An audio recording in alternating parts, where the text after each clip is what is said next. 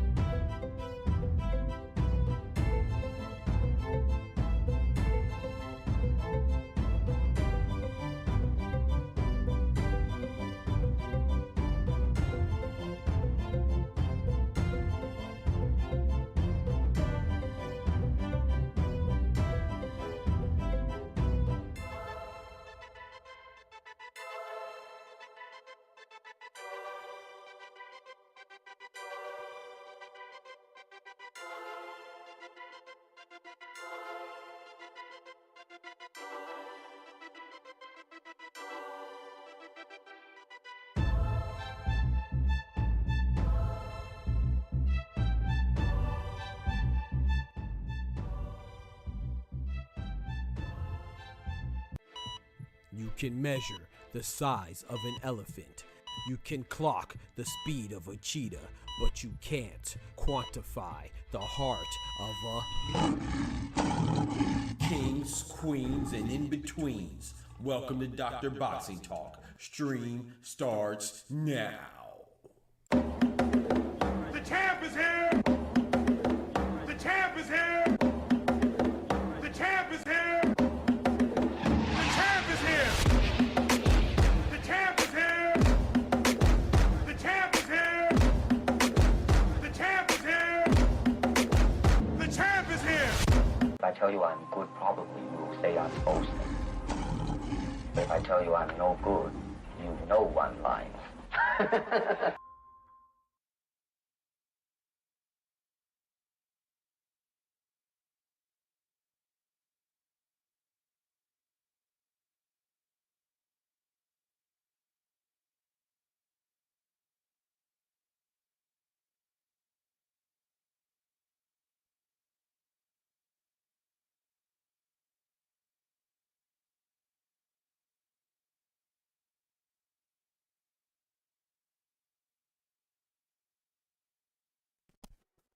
I'm over here talking. I got my mic off, man. What it do? What it do? Good, great, grand morning to y'all, man. Y'all know what time it is.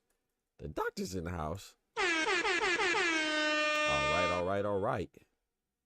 So let's get it popping, man. Edwin, man. What the heck? Uh-oh. Hold on, chat. My thing's messing up. All right, well. Cut that off. Irony in the building, man. God bless you, bro. Good morning, man. God bless you, bro. So we, hey, yo. All right, there we go. All right, man. So look. So we got some things to talk about, man. I was just thinking of some, like, what could I talk about this morning? And I was struggling a bit, but then it just dawned on me, right? We gonna get into it first. We gotta start off with our prayer, man. Shout out to my boy Ty, man. Good morning, my brother. God is good, amen, all the time, man. So speaking of God being great, let's give him some of the praises, you know. Please join me and bow your heads. Dear Heavenly Father, Lord, we thank you for your blessings. We thank you, Lord, for waking us up to see another beautiful day this Tuesday morning. Lord, we ask you that you bring us into peace and into prosperity if we have not obtained those yet, Lord. And let us get through any trial or tribulation or stress or fear.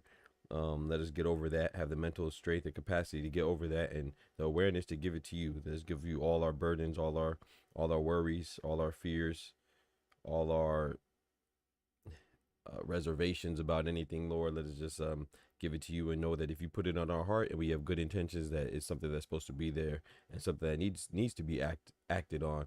And we ask that you just guide us on our journey and protect us on our journey, and shield us with love, and let us also go forth into this world with love and purpose.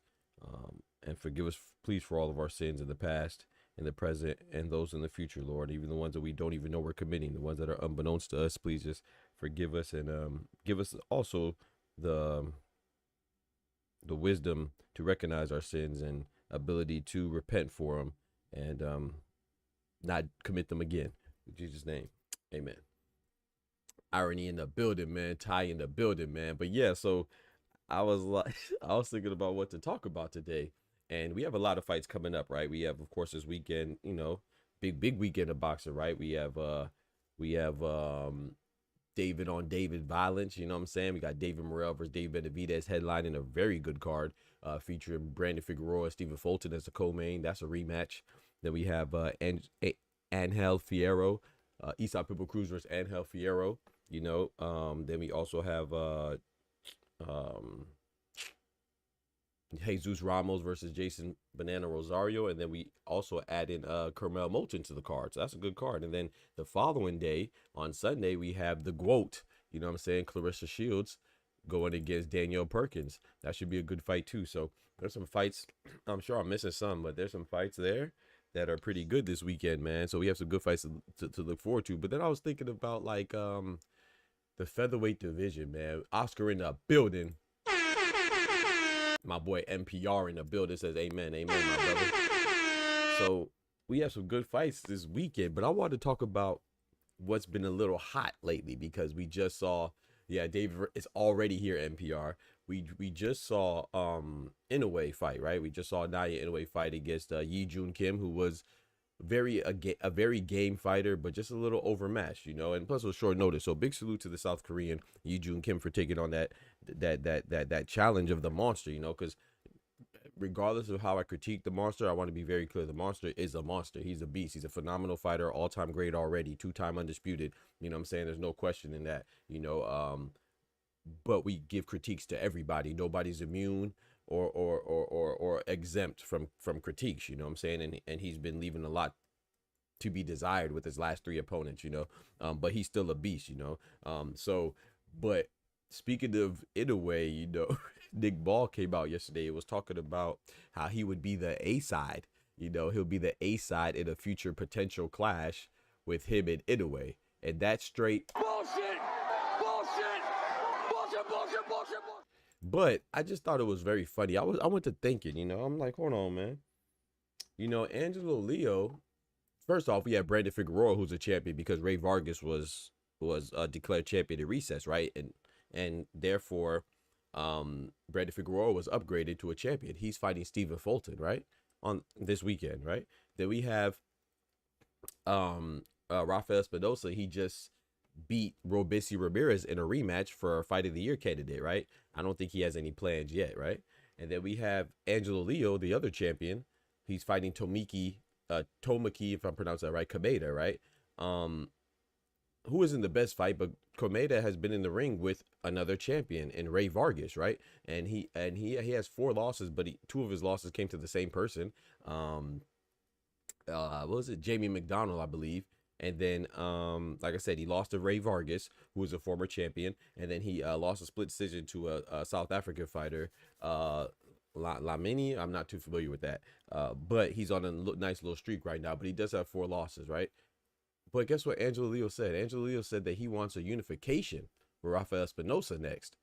And I got to salute Angelo Leo because, not because he wants to fight, but just because he wants to fight. You know what I'm saying? That makes sense. Of course, our boxers are going to want to fight. But the fact that I haven't seen anybody in the featherweight division besides Robisi Ramirez call out Rafael Espinoza, and the fact that he's pushing forward unifications, he's pushing for a unification. He has that in his mind, and he's targeting what a lot of us that pay attention to the featherweight division consider the best in that division in Rafael Espinoza. I got to salute Angelo Leo.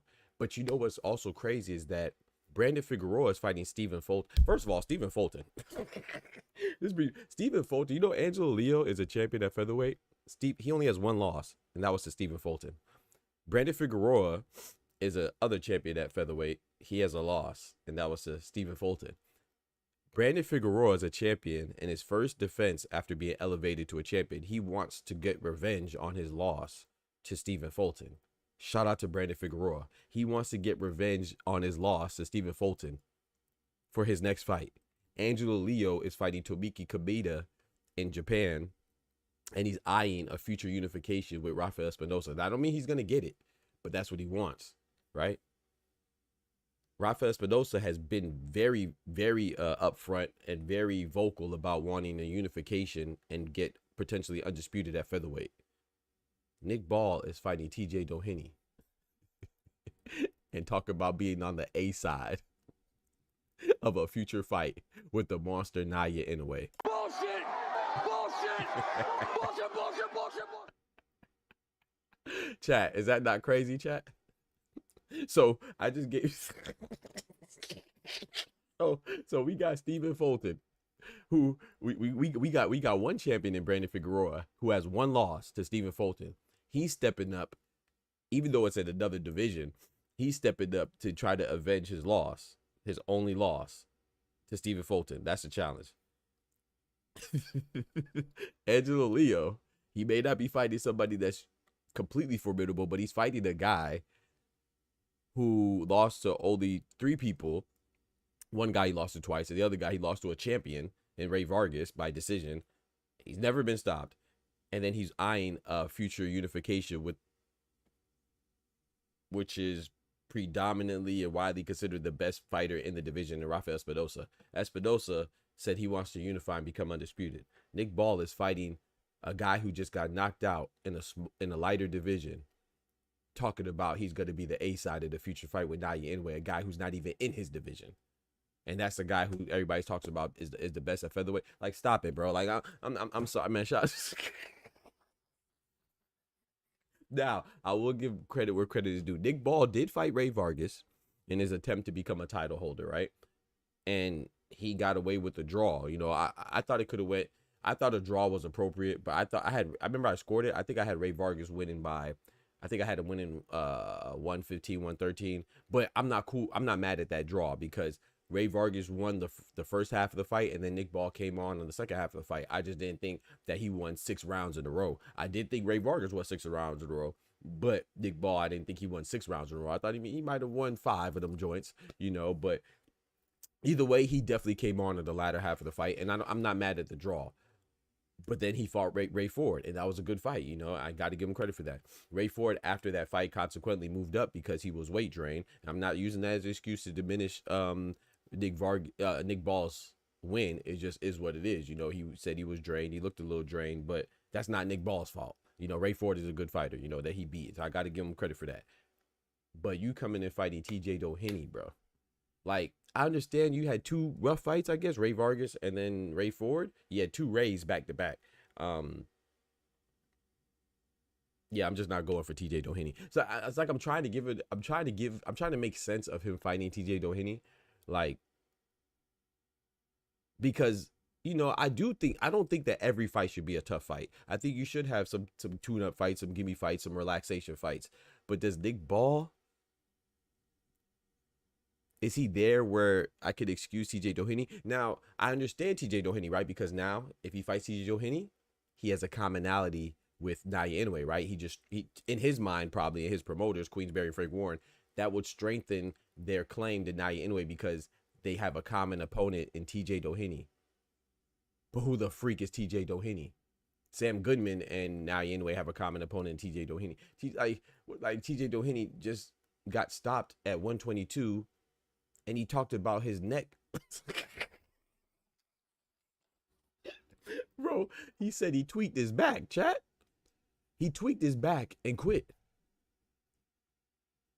The man, Naya Inoue, stepped on his big toe, punched him in his stomach, and broke his back.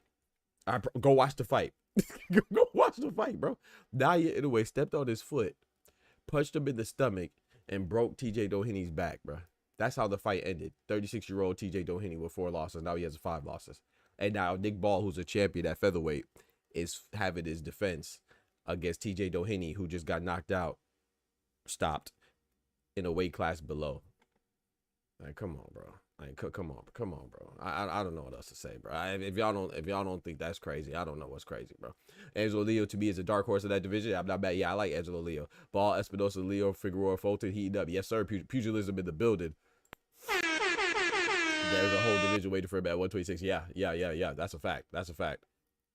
If Angelo Leo is a dark horse, you can't count out Fulton. Yeah, you can't count out Fulton because Fulton. That's what I'm saying. Like, I think we're sleeping on Fulton. Me, when I say we, I'm talking about me. That, you know, I'm sleeping on Fulton. Let me speak for myself because I don't think a lot of people realize that there's two of the 4 champions Fulton has beat. Fulton beat Angelo Leo. That's his only loss. And Fulton beat Brandon Figueroa. That's his only loss. But shout out to Brandon Figueroa trying to get that back. You know, and shout out to Angelo Leo. I'm sure he would like to get that back too, but he said, freak that. If he's occupied, I'm going to fight Kabita, get this money in Japan, and then I'm going to try to fight Rafael Espinoza, El Divino, who I think is the best of the division. I'm trying to unify. Nick Ball's trying to fight a smaller guy after fighting a smaller guy. No matter how you chop it up. Now, anyway, is a buddy man, so I'm not knocking you for that. I can't really knock you for that. But the reality is he's fighting a smaller guy now in TJ Doheny, who just got stopped, with hopes to fight another smaller guy in Naoya Inoue. But his contemporaries are talking about unifying. Okay, I just want to be clear on that. You know what I'm saying? Brandon Figueroa is fighting the guy that he lost to. Angelo Leo wants to unify against the guy who's widely considered the best of the division. You know, Nick Ball and Rafael Espinoza said he wants to unify. He don't care who wants to fight. They all could get it. You know, and Nick Ball's talking about fighting 2 smaller guys back to back consecutively. I just want to be very clear on that. What loss doesn't define the champs? That's a fact. It's how many fights they got in. Yep, them and how many fights they got in them and the chances they pulled through on our bets. That's a fact. You're right about that. Nick Ball A-side versus anyway. Come on, Doc. I don't know. Hey, I done heard some crazy stuff, man. I don't know what's serious and what's not serious anymore. I'm not gonna lie to you, bro. Like Stephen A says, he stay off the weed. Nick Ball should be drugged as CEO of the weed. Senor Dr. Yo, Jorge in the building, man. What's good, Jorge? Appreciate you coming through. Everyone else is taking on legitimate competition. And here go. Thank you, Ty. Ty's preaching right now. Hold on. He said, this is what Ty said now. This ain't me, chat. He said, I just happen to vehemently agree. You know, I vehemently agree. He said, everyone else is taking on legitimate competition. Yeah. And here goes Nick Ball, aka the A side, fighting Mr. My Neck, My Back. With future aspirations to fight another guy who's smaller in Naoya Inoue who hasn't even moved up yet. I'm asleep, man. I broke my back. Spinal. I broke my back. Spinal. The only thing I could possibly give Nick a light pass on is who does Frank Ward have to offer within his roster. But yeah. But that pass of grace, I want to grant, disappeared when he claimed that he was an A-side. Right, exactly. Al Booger in the building. What's good, my brother? Appreciate you coming through, man. Nick Ball just stopping that monster train. Oh, here go my boy Ryan. Shout out to my boy Ryan, man. Hey, shout out to Ty and Ryan, too, man. I want to be very clear, too. I know I said this before, but just in case I haven't, the Discord is there, man. If anybody wants to chop up boxer, I don't have to be live. Shout out to Ty and shout out to Ryan. They was chopping it up for a minute after I got off. You know what I'm saying? I love to see that, man. You know, so whenever people, if you want to just talk boxing, hop in the Discord. You know what I'm saying? I don't have to be there. I don't have to be live. There's no restrictions on it, man. You hop in the Discord and someone might join. You never know. I seen a couple people in there talking boxing. And eventually, too, I want to do some I don't want to say like movie nights, but like film study nights where we watch like old fights together in the Discord. Or we can even have movie nights too if people bored. You know what I'm saying? I'm thinking about just having things just to build and strengthen the community, man. Galvanize the community, man. Because I feel like I love the fellowship that we're establishing here, man. The brotherhood, the sisterhood, and all that stuff. You know what I'm saying? For the one time for the ladies in the chat. You know what I'm saying? He didn't say A-side. I think he meant he's A-side. Facts. He's a side to the formula. Yeah. He didn't mean that he's the A side, the priority side. He said that he's a side, like he's part of the equation. I got you. I see what you did there, pugilism. Facts. Kingdom Boxing in the building. What's good, my brother? Where's the link for the Discord? I got you right now. Appreciate you asking. Yes, sir. Don't forget to smack that like button for your boy, man. It really helps a lot. Folks was cooking. Let's go. That's what I'm talking about. Ryan Frazier, Boxing Talk up north. Yes, sir. Hit my guy with a follow, man. Big Dolph in the building, man. Big North, man. Hold on. Let me get you right. Nick Ball is fighting TJ Doheny. Come on, Ryan, talk to me, bruh. Make some sense of it, Ryan. We got Brandon Figueroa trying to avenge his one and only loss to Stephen Futon. We got Angelo Leo, who another guy that only has one loss, and that loss came to Stephen Futon. He's fighting Tomiki Kameda, you know, with aspirations to fight Rafael Espinoza in the future. Espinoza said he wants to unify and get undisputed at 126. Nick Ball says he wants to fight TJ Doheny, who just got stopped in a weight class lower, and then wants to fight another guy who's not even in his division yet. Like, come on. Talk to me, Ryan. Make some sense, bro, because I'm lost. Is this your king? Is this your king? Come on, bro. And you know what's crazy? When he fights Naoya Inoue gonna have him in the ring looking like this. Get him up, let him get up, let him get up, let him get up. Fight back, fight back. Come on, man. He said, hey, man, I appreciate that. I wasn't talking to you specifically. I was just saying to everybody, you know, but thank you for letting me know, man. I appreciate you in that like button, Kingdom Boxer. Thank you, sir. Hey, check out my boy Kingdom Boxer too, man. I still haven't made my way to over to your channel yet, man. I gotta check you out, bro. I just been real busy, but still no excuse. I gotta check you out, man. Eventually, I appreciate you. He said I can't defend it, but if Nick Ball doesn't unify or fight you anyway, then he duck his smoke. Okay, see, that's why I rock with Ryan, bro.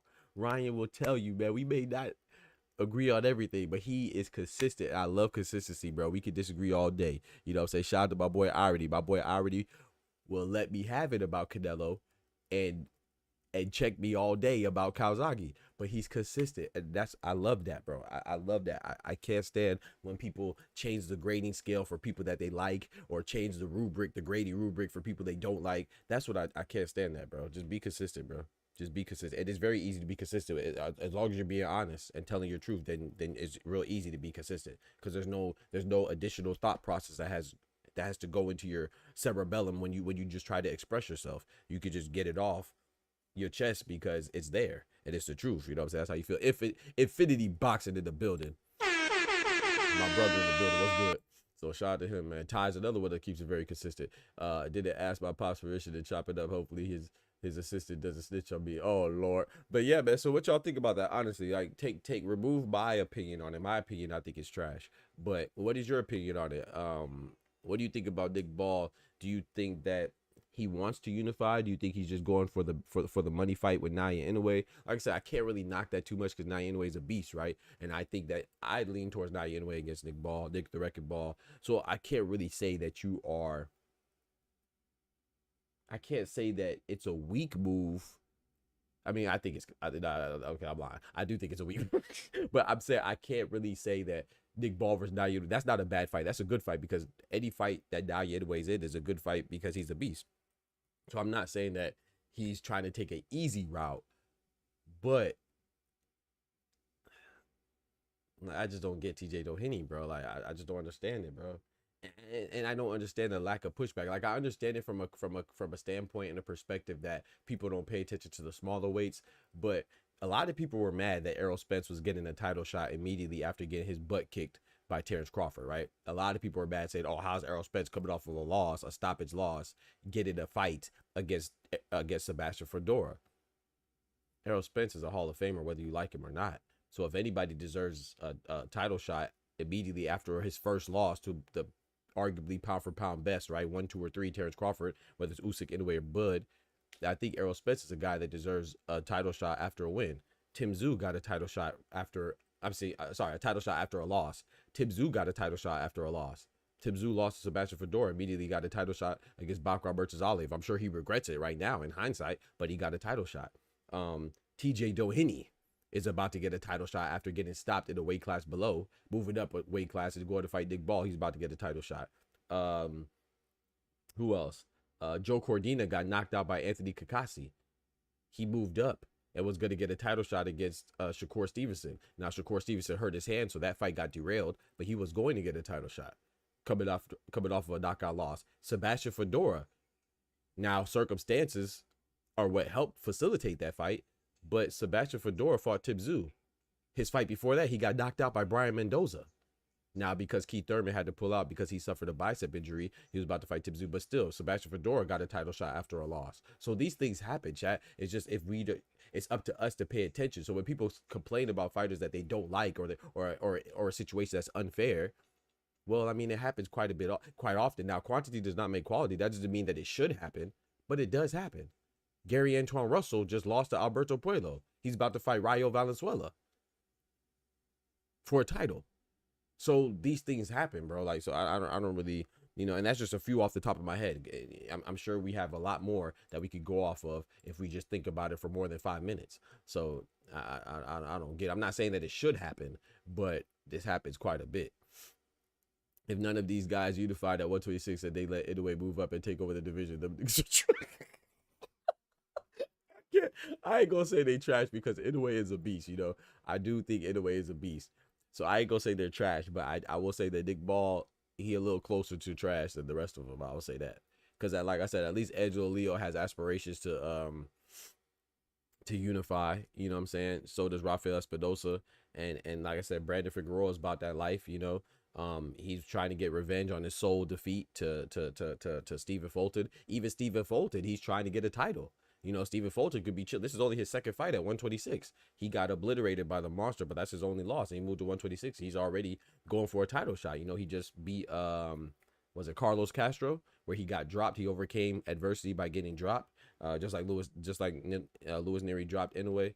But of course, Inoue looked better because he stopped Nery. But Stephen Futon, I think people.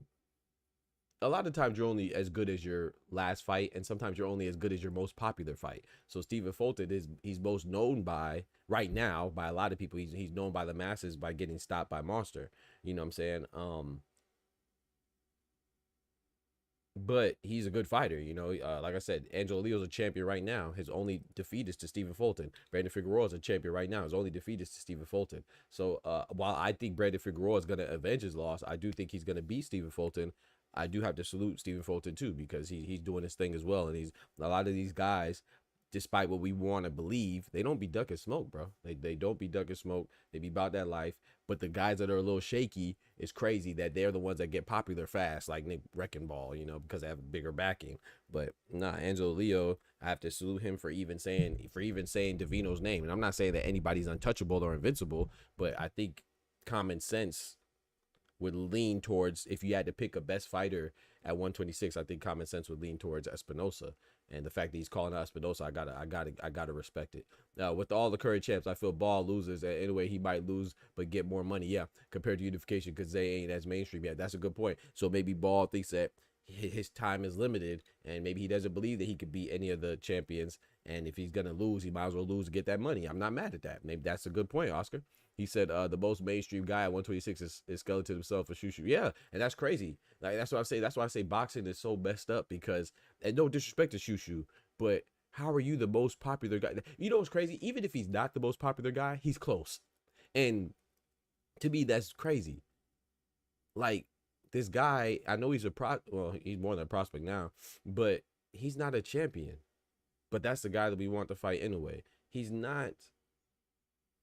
Has he even beat a contender? Like Suleiman Sagawa, that was a tough fight, but some people thought he lost. And like I said, I'm not knocking Shushu Carrington, but it's our lack of respect for champions and accomplishments is what I'm knocking. And I think it's ridiculous. Like, there's no reason for, even if he's not the most popular guy at 126, he's very close. He's definitely more popular than Angelo Leo. He's definitely more popular than Brandon Figueroa. He's definitely more popular. Hell, he's probably, at this point, he's probably more popular than Stephen Futon, because Stephen Fulton's popularity is coming from getting beat up by Inoue.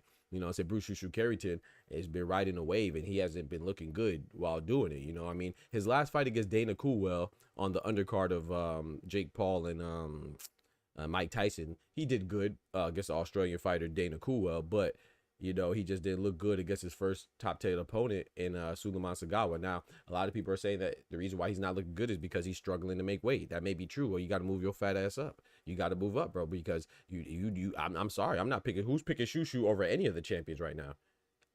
I don't really like Nick Ball. When I say I don't like him, I don't dislike him. Well, I don't like him, but I don't really care for him. But I don't really have too much faith in him, is what I'm saying. Like, I don't think Nick Ball beats any of the other champions at 126.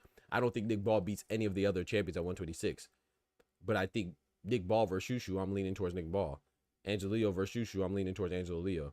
Brandon Figueroa or Stephen Futon versus Shushu, I'm leaning towards Figueroa or Stephen Futon. Espinoza, I think he's the best of the division. That goes without saying. So I don't think, Robisi Ramirez, I think beats Shushu Carrington.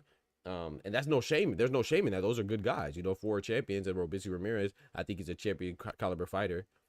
And Stephen Futon, I think he's a championship caliber fighter. So there's no shame in that. But he's clearly not the best, is what I'm saying. But he's arguably the most popular, and he's the guy that we want to see against Naya anyway. I think that's crazy. But anyway, Nick Ball got the best win at 126. Ray Ford. I agree with that. I agree. I might have to go Robisi, Ryan. But I mean, even still, that's a good point. I don't feel bad, low key, like they used to tell Buzz, step up your marketing scheme, get active on social media so that people know who you are. Yeah, I need to do that too. I'm terrible at social media, my social media presence. Now Ford is the most avoided fighter at 130. None of the champs want to smoke with him. You think so, Infinity? I don't know, man. I think Shock. I believe Shock when he says he'll fight him. I don't know what Anthony Kakasi's doing at 130. I'm not sure if he wants that pressure. Last time I heard from him is that he called out Tank and he's talking about moving up. So I don't know, but I like Ray Ford though. But I don't want to say that Lamont Roach or Oshiki Foster or Emmanuel Navarrete wouldn't fight Ray Ford. I don't want to put that out there. I think they would fight him. But I don't know. You could be right. I don't know. I've really been paying attention to their responses when asked about Ray Ford, to be honest. I did see an interview where Oshiki Foster was asked about Ray Ford. He said that he'll fight him when the time is right. Hell nah, I don't see Leo Fulton or Espinoza being Shushu. Really? Oh no, I see them all being Shushu, bro. To be Shushu Carrington's last performances haven't been good, man. They have not been good, bro. Like I said, except for Dana Coolwell, but who is Dana Coolwell? No disrespect, but who is that? Fact, Shock doesn't want no smoke with Ford. Okay. Ray is my guy, but I think that high key goes to Espinoza with 2. Yeah, I agree, Ty. I agree. For me, I think Nick Ball over. I think Ray Ford. That's a great win. I think that's second best. I have to say Robisi is probably the best win out of the champions, in my personal opinion. But that's a good conversation though. You know what I'm saying? I don't think that's bad. That's a good conversation to have. Because Ray Ford is a formidable fighter. So I do think if it's not Ray Ford, if it's not Robisi, that is Ray Ford. So I'm not mad at that statement at all. Shushu there too. Forgot he in the mix. I'm telling you, pugilism. You forget because he hasn't been looking good. It is a good fighter pool. Let's check out 126 though, chat. Let's pull it up. Let's pull up 126. 126 is a good division now. Let's pull it up, chat. Because outside the champions, you got the ASAP Rocky, bro, NPR. I don't know, man. I heard that he's like in trial, but I haven't been paying attention, to be honest, man. I haven't been paying attention, but that's sad though. God bless him, man. Rest in peace to the person, but I don't know if he killed him or he just shot at him. I don't know much about the story. I just know that he's in trial pending, so that ain't none of my business, man. So I heard that this is about to change soon. I heard that Kakasi's about to move up, or drop the belt or something like that, because he doesn't want to fight Eduardo Sugar Nunez. So last time I heard it was that Anthony Kakasi's about to give up the belt, potentially move up because he called out Gervonta Tank Davis, and then Eduardo Sugar Nunez may be elevated to the IBF championship soon at 130. So that's a good move. I'm not mad at that. I like Anthony Kakasi, but gotta lock in. All right, so right here at 126, we got Angelo Leo, Nick Ball, Brandon Figueroa, Rafael Espinoza, Ray Vargas, champion at recess for the WBC. We already said that. We got Bruce Shushu Carrington rated number 1. So theoretically, he's gonna get the winner of Stephen Futon versus Brandon Figueroa. Theoretically, we got Carlos Castro again, who Stephen Futon fought and he just beat in his last fight in his debut at 126. Good fight. Carlos Castro's dropped him. Stephen Futon overcame adversity. Shout out to him. We got Bruce Shushu Carrington ranked number 1 in WBO and WBC. We got the IBF Tomoki Kabita. That's who Angelo Leo will be fighting. He's in the man. I don't know if now this I have to check. I don't know if Kabita is the mandatory that has been ordered or he's voluntarily fighting the number 1 guy. I don't know. But either way, it's the IBF. I would think that it's the mandatory because it's the IBF. But either way, he's to Kabita, like I was talking about earlier, he may not be a known fighter, but he's fighting a guy that's ranked number 1. You can't be mad at that. If you pay attention to boxing, you know how boxing works. So even though Angelo Leo is fighting a guy that a lot of people haven't heard of, he has a decision loss to a former champion or champion of recess of Ray Vargas. He's still satisfying a number 1 guy. So shout out to Angelo Leo. The only guy that's not fighting some So look, let me show you, chap. Angelo Leo is fighting a guy directly below him. Brandon Figueroa is fighting a guy almost directly below him, ranked number 2. Rafael Espinoza, he just fought Robeisy Ramirez for a Fight of the Year candidate. Even though he lost twice, he's still ranked number 7. Nick Ball is fighting TJ Doheny. Where the freak is TJ Doheny? He's not number 1. He's not number 2. He's not number 3. He's not number 15. You see what I'm saying? Come on, bro. Don't just talk about boxing when you like or dislike somebody, bro. Let's talk about boxing, bro. That's crazy, bro. Everybody else is fighting real fights. Who is Nick Ball fighting? But we worried about Shakur Stevenson's hand, though, right? That's what we worried about. We worried about Shakur Stevenson's phantom injury for his hand. The drama, right? Okay. So certain fighters could fight who they want with no pushback. Come on, bro. But yeah, we got Bruce Shushu Carrington. He's ranked highly at WBA, WBC, WBO. Actually, he's top 5 in all sections of the body. He's number 4 in the IBF too. I didn't know he's so high in the IBF. I saw a post by Luis Lopez. He said he's coming back. That's who Angelo Leo beat knocked out to get the title. That was a scary knockout too. We got Rais Aleem's pretty good. I don't know much about Masamoto. I know Jonathan Lopez. That's a young bull right there. He actually trains with Naya Inoue, spars with Naya Inoue. Omar Trinidad, I'm familiar with. Coelho, yep. We got Odabek Komatov. Remember Odabek Komatov? He fought Ray Ford. Ray Ford had that Kobe clutch. Rest in peace, Kobe Bryant. It was just his birthday the other day too. He had that Kobe clutch knockout victory in the 12th and final round with like 10 seconds left on Odabek. That was a good fight. So yeah, we have some good fighters here, man. Solomon Sagawa, like we said, he just fought Bruce Shushu Carrington. A lot of people thought Sagawa won. You got Ruben Villa. Still can't forget about Robeisy Ramirez. Despite how he looked against Espinoza in that second fight, I think Robeisy Ramirez is a pretty strong fighter, and I don't think he's an easy out for anybody. Matter of fact, I would favor Robeisy Ramirez over Nick Ball. Robeisy Ramirez and Angelo Leo is a good fight. I might lean towards Robeisy. Brandon Figueroa and Robeisy, that's a good fight. I don't know who wins that one, and maybe I'm too high on Brandon Figueroa. I don't know. Let's see. Let's jump in. Robeisy was mandatory when he fought Espinoza. Yep, that exactly. Facts. When the rematch happened, facts. Oscar Shushu is a layup for.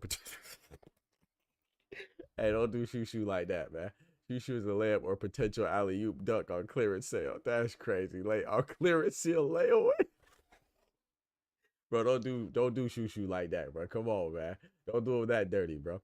For whomever it is, that's crazy. That's in the plans at 126 by Bob Arum and Top Rank that they're going to try to prop up as a guy. That's crazy, bro. So you saying that Shushu Carrington is going to be a stepping stone for whoever they prop up as a guy at 126 for Top Rank. Could guys still fight it strong? I guess so, bro. I guess so. I see him here, so I don't know, man. I guess so, bro. He said they making that Ball versus Doheny because they're both from the UK. Yeah, he's from what? He's from I think Ball's from England, and then Doheny's from like Ireland, right? And they need him to get a tune-up before putting him to defend his belt against better competition.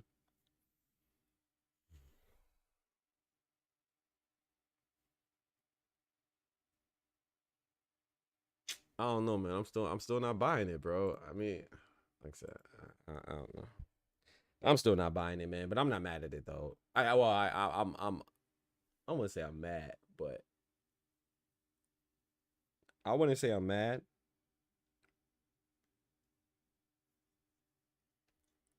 But it just doesn't sit right with me. Considering the blowback that other fighters get for fighting better competition, it doesn't sit right with me. That's all. But yeah, I mean, hey, like Ray, I do have to agree with Ryan. Ryan said this about Nick Ball, and I agree. He had 2 hard fights, right? Ray Vargas was a champion. That's a difficult fight. It resulted in a draw. Then he had a tough fight with Ray Ford. So now, hey, man, you're gonna get a layup. I can't be too mad at that. But when you come out and say that you're the A side and say things like that, like, I don't know, man. To me, it seems like they're trying to push that Nick Ball is the best in the division, and I don't know why. I don't know why. You know, I don't think. I literally think the opposite. I think he's not. Like I said, I'm not saying he's bad, but relatively speaking, compared to the other champions, if he was fighting the other champions, I would lean towards the other champions. Angelo Leo versus Nick Ball. I'm leaning towards Angelo Leo. Brandon Figueroa or Stephen Futon, regardless of whichever one wins, I'm leaning towards them to beat Nick Ball. Rafael Espinoza, I think he's the best of the division. I definitely think he'll beat Nick Ball. Even if he fights Naya Inoue in that hypothetical fight, potential dream fight for some people's dreams, I would lean towards Inoue. So, but it seems like he's getting the push as the best. I don't get it. If I'm Shushu, I'm blowing weight and forcing them to move me up. F it. I'll take the fine. But if I'm fit to get cooked, at least let me have a fighting chance and I'm physically 100%. Yeah, I agree with that. So I definitely agree with that, man. I do definitely agree with that. And switching gears a little bit, man. I saw this yesterday, but now the ring has confirmed it. We may be getting a Maxie Hughes versus Andy Cruz fight. That's a good fight, man. I got Andy Cruz winning that, but that's a very good fight. Maxie Hughes has told Matchroom that and the WBA that he's willing to fight Andy Cruz. And they're both. I don't know if Maxie Hughes is signed on Matchroom, but I know he's a Matchroom. I know he's Matchroom affiliated. I think he's still signed to Matchroom. I like that fight, man. I think that'd be a good fight for Andy Cruz. Let us know where he's at, because Maxie Hughes is a good fighter. Arguably beats Kambosos. A lot of people thought that Maxie Hughes beat Kambosos. He did just lose to well, not just, but he lost to Zepeda pretty badly. He was looking good at first, but Zepeda wore him down. And I think he had a fight since then. I don't know. Let's see. I think he had a fight since losing. I think he had a bounce back fight since losing to Zepeda, if I'm not mistaken. Yeah, he had two. Yeah, he beat Gary Cully. I remember that one. And then I didn't see the other one. So after he lost to Zepeda, he fought Antonis. Dang, I can't pronounce that. Eustathios Antonis. He beat him. And then he fought Gary Cully. I saw that fight. That was a good fight between him and Gary Cully. That was a good fight. So now you saying he'll fight Andy Cruz. I like that fight, man. I could see Ball's team messing up negotiations in a way, fighting winner of Fulton versus Figueroa. He better leave Espinoza Leo alone. He don't want that pressure. I agree. I think Espinoza ends bad. I think Angelo Leo, just because they're similar stature, and Nick Ball is a wrecking ball. He has a lot of pressure. He's a strong physical guy. I think that him and Angelo Leo could be interesting, but I have Angelo Leo winning as well. I just think that we'll see though. We'll see, man. But yeah, the Discord is open if anybody wants to join, man. Pull up. Yeah, you can pull up if you like. But yeah, let's get into some of the upcoming fights, man. Like I said, I'm looking. I know a lot of us don't watch the women's division, but I do. I'm looking forward to this Clarissa Shields versus Danielle Perkins fight. I actually didn't see the undercard. I have not seen the undercard of that event. Well, I think I did see it actually. Let me see if they have it listed. That's going to be a good one. That's actually on Sunday, and it's going to be on the Zone. It's a Salida Promotions joint, but it's going to be on the Zone, so that's interesting. The Zone taking over, man.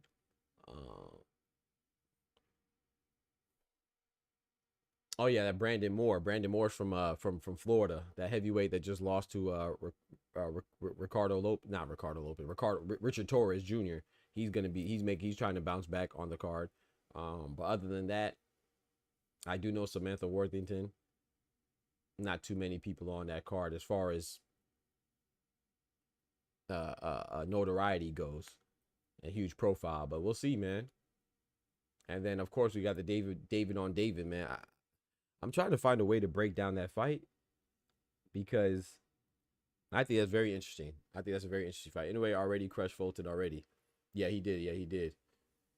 I can see Eddie Cruz back at it again. 6 fights, 6 top 25 ranked opposition. Yeah. I'm gonna pull up. Just got this technician coming over to fix my fire. All right, bet. Yeah. Take your time, bro. Anyway, what's that got to do with anything? NPR. Anyway, did beat Fulton, yeah, but Fulton beat 2 of the current champions at featherweight. But yeah, anyway, definitely crushed Fulton. I don't get what they got to do with that. What was the point you're making? My bad. I missed the point. My fault. Yeah. He definitely crushed Fulton though.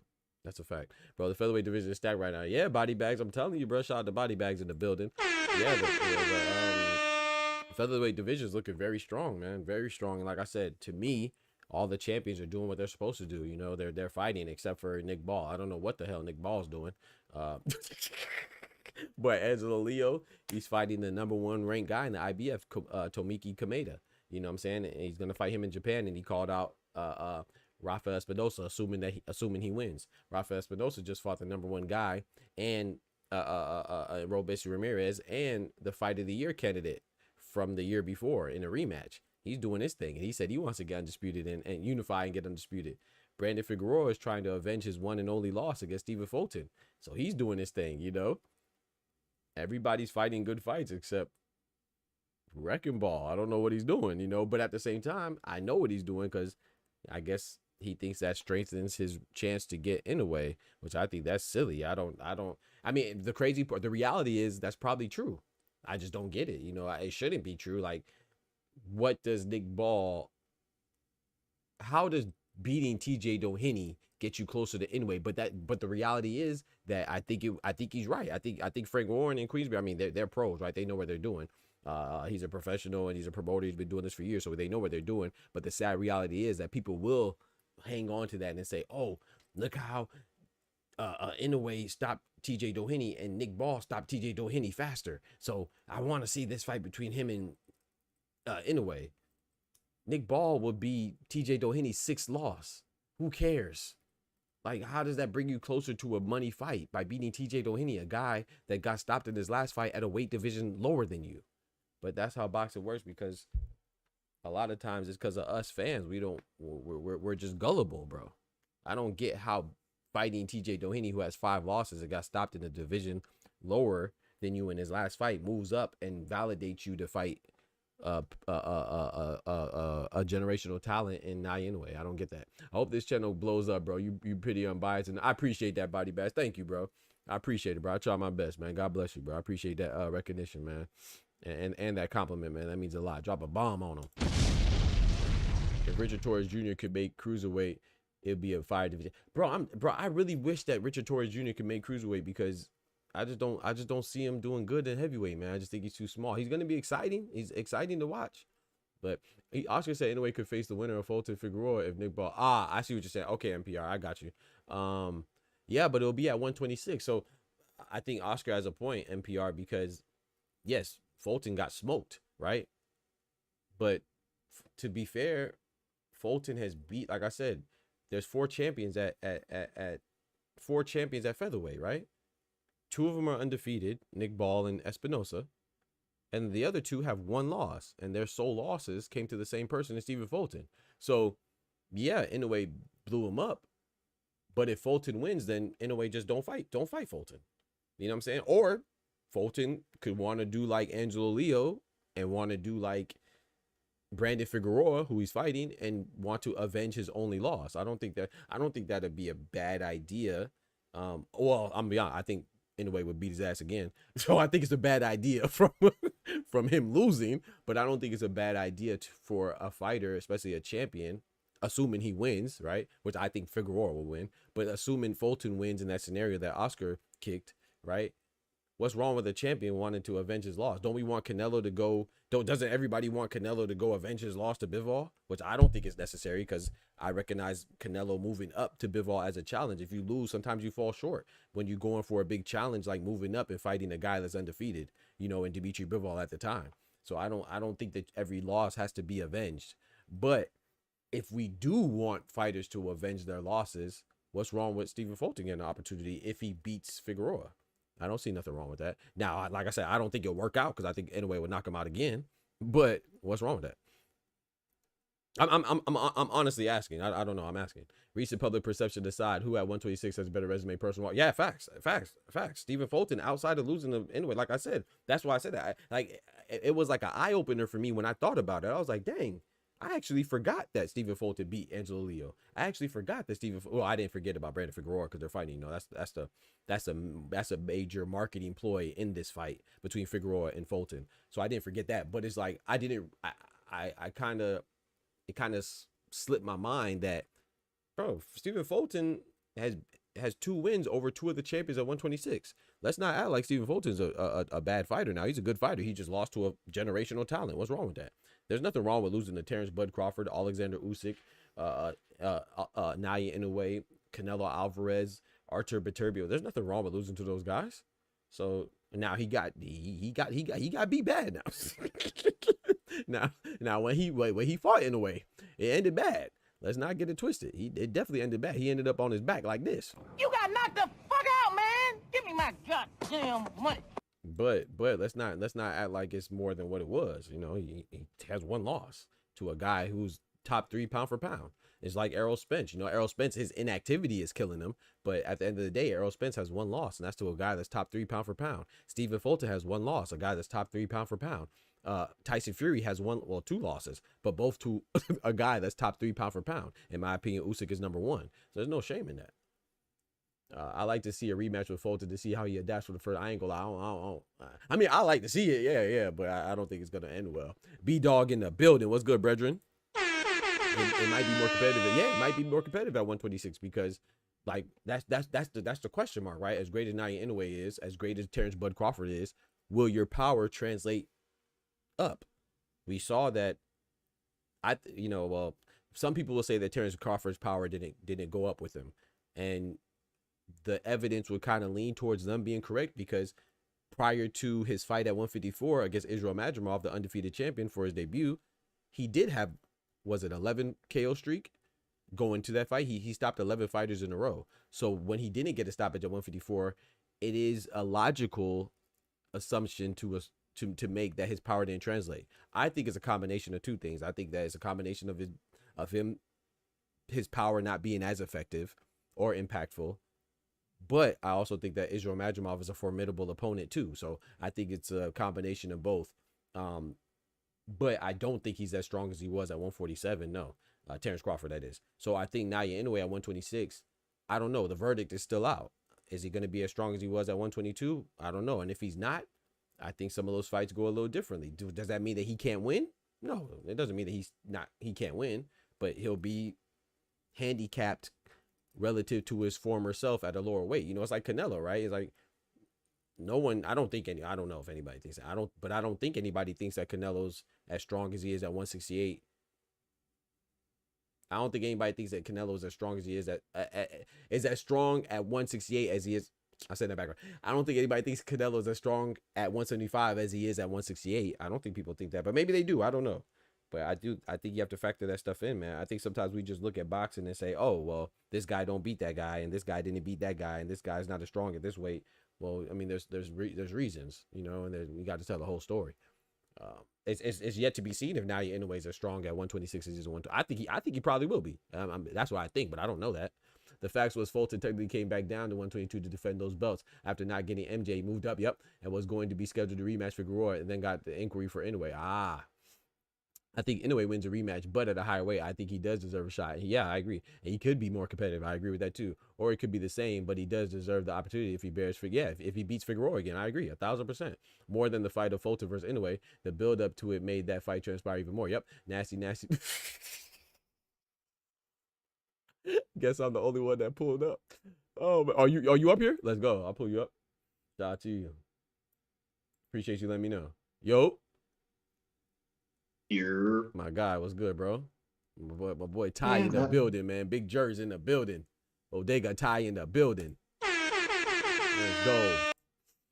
Your favorite nurse, don't come to my hospital. In the building, head ass.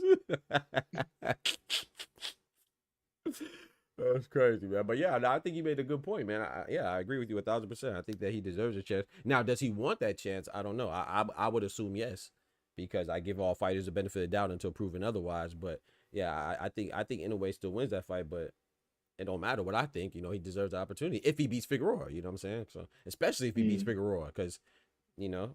That's why I put that caveat. Yeah. Break the fourth wall. If you ask him personally, he says yes, but that heart get a little jumpy. Yeah. I don't know if it's exciting to get it back in blood or that fear. Yeah. One or the other. Yeah. Oh yeah. And I mean, that's natural though. I mean, he's going to be at a mental disadvantage. Like, you know, so, of course, I'm not saying that as a weakness. That's just natural. Yeah. He lost to the guy. That was his first time losing and his first time getting stopped. And, you know, that comes with it. But if he wins, Oh man, that's gonna shoot his confidence through the roof, man, and that's gonna be bad, bro. Stephen Fulton could somehow beat in a way. Oh man. It kind of looks crazy. I think I said it in the chat earlier. Public perception aside, he has the best resume at 126. Yeah. Most Yeah. undefeated fighters as far as other champions in the division or Yep. just names, period. Yeah. Yeah. So beating Figueroa a second time, not only does that make a good chance that he could fight in the way again if he chose to go to 126, but that just makes his name look that much better on in the way's resume. Yeah. Oh yeah. And that's gonna be yeah. So that win, yeah, facts. So anyways, resume will jump up too because now Fulton will be even better, and that'd be even better. That would be an even better win for Inouye on Inouye's resume. The fact that he beat somebody that went on to become a champion again, even and not to mention like everything that Ty just said, but also if he beats Inouye, if he beats Figueroa, he'll be a champion at 126. Like, you know what I'm saying? So that yeah. So yeah, I think it would be similar to the Tank situation, like where Tank beat Barrios and Barrios went on and became a champion at 147. That looks better, you know what I'm saying? Whether you like Barrios or not, whether you think he's good or not, that's gonna boost up your resume. Same with Floyd. When Floyd beat Canelo, that was a good win then, but it's better now. You see what I'm saying? So we got some love in the chat, man. Shout out to my boy Dub. My boy Dub dropping that bread, that cheese, that butter. These biscuits.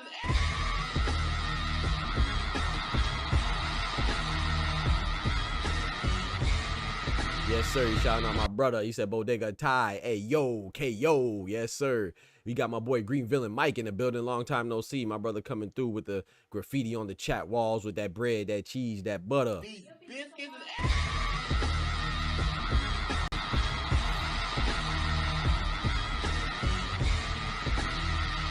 He says, what's up, Doc? Nothing much, my brother. How you doing, man? Appreciate you coming through, man. Salute the chat. Salutations to you as well. Smash the like. Yes, sir. Please smash the like button. We got some more love, man. One more, my guy. Ryan Frazier. Big boxing talk up north, man. Big North in the building. He said, go become a member. Shout out to you, man. Coming through like a boss with a membership.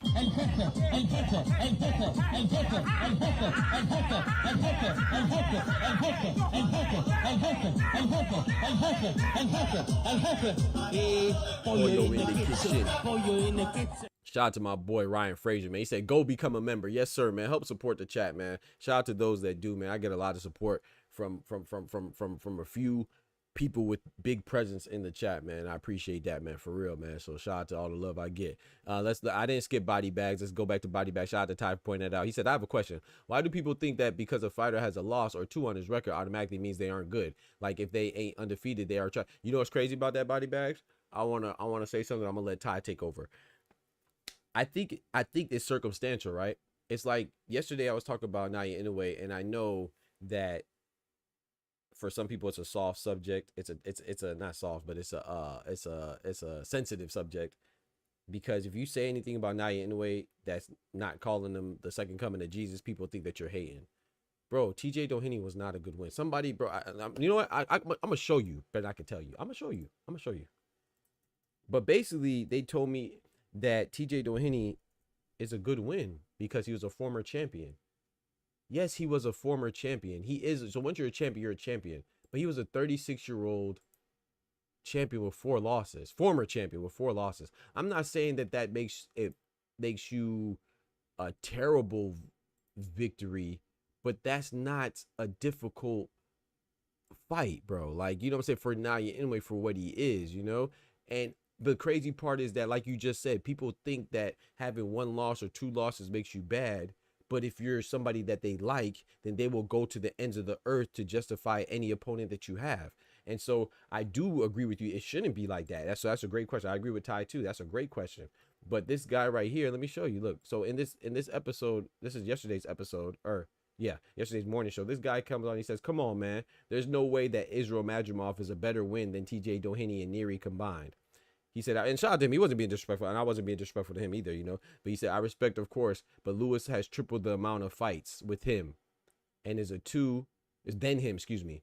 He has triple the amount of fights than him and is a 2-division champion. And so I responded to him. I said he was a 2-division champion that was banned for being overweight and on PEDs and was already KO'd by Figueroa. Now, the amount of fights makes you good. So when does quantity make quality? So all of a sudden, Luis Nery is good because he has a lot of fights, not because of who he fought. But then when Canelo fights Jaime Munguia, who had a lot of fights, people were disappointed, even though he had a lot of fights and he was undefeated. Or when I don't see people screaming that Bivol beat Zerto as some type of top win because Zerto had a lot of fights. But Zerto is a top win because I like Zerto, but maybe I'm too high on Zerto. But anyway, I said quantity doesn't make quality. I said people will really find any reason to pretend that Inoue's opponents are good. TJ was 36 with 4 losses. He literally quit because he tweaked his back. Yeah, you're here telling me he's a good win too? Come on, bro. Inoue does. And I said Inoue fought some good opponents. Of course he does. So it's not, but his last 3 opponents were terrible, bro. Yi Jun Kim on short notice is not his fault. I'm glad. I'd rather see Inoue be active than not have a fight at all. So I'm cool with that, but that's not a good win. TJ Doheny's not a good win. Luis Nery is a good win because the circumstances around it. Because if you know the history, you know that Nery beat Yamanaka, who was an undefeated champion at the time, and he essentially cheated him, which consequently got him banned. And then subsequently after that, they lifted the ban for Nery to get the beats put on him. You know what I'm saying? It was really some gangster shit. I love it. I love the story. The story could make a dope movie. You know what I'm saying? That's like a movie script, you know? And Nery and Inoue got revenge for what he did to his comrade, you know, his countryman. So that's dope, but let's not get it twisted. Luis Nery got knocked out by Brandon Figueroa. Brandon Figueroa got beat by Stephen Futon. Stephen Futon got knocked out by Inoue. So Inoue ended up fighting a guy that lost to a guy that got knocked out by a guy that Inoue knocked out himself. So did I say that right? Something like that. But so I just think it's I don't think Luis Nery is a bad win.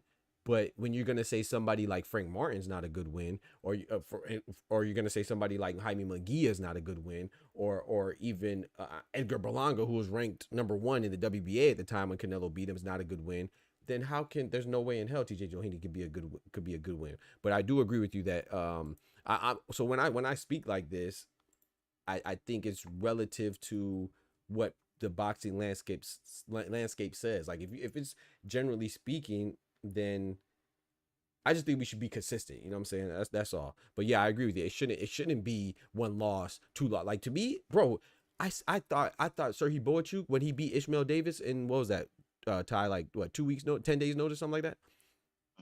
But yeah, I thought that was a good win because I respect Ishmael Davis, and Ishmael Davis is about that life. Now, is it a good win? Like, would it be as good if he would have beat Israel Madrimov, his regularly scheduled opponent? No, but it's still a good win because yes, Ishmael Davis was at short notice and he was at a disadvantage, but Serhii Boachuk was at a disadvantage too because he was preparing for another guy.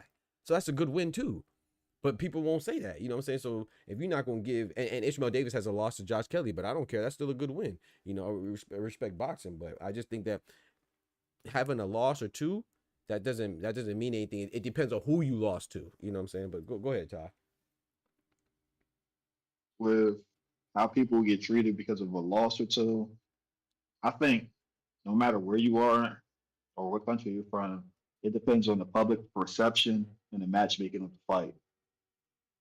When we got somebody that people either have favoritism towards or just the sheer aspect of, you know, this parasocial culture we live in where dudes hate for certain guys. They'll big up certain wins, like you said with the TJ Doheny, but they'll point out another guy and be like, he was a bum. Exactly. That part. That's what I don't like. Yep. So it's like with yeah, I appreciate it, Body Bags. No problem, bro. It's like with Tapales. I think you're crazy if you think that that's not a good win, even though he had 3 losses, right? But he was still, that's who Inoue had to fight to get undisputed. That's a good win. You know what I'm saying? Better but than TJ Doheny.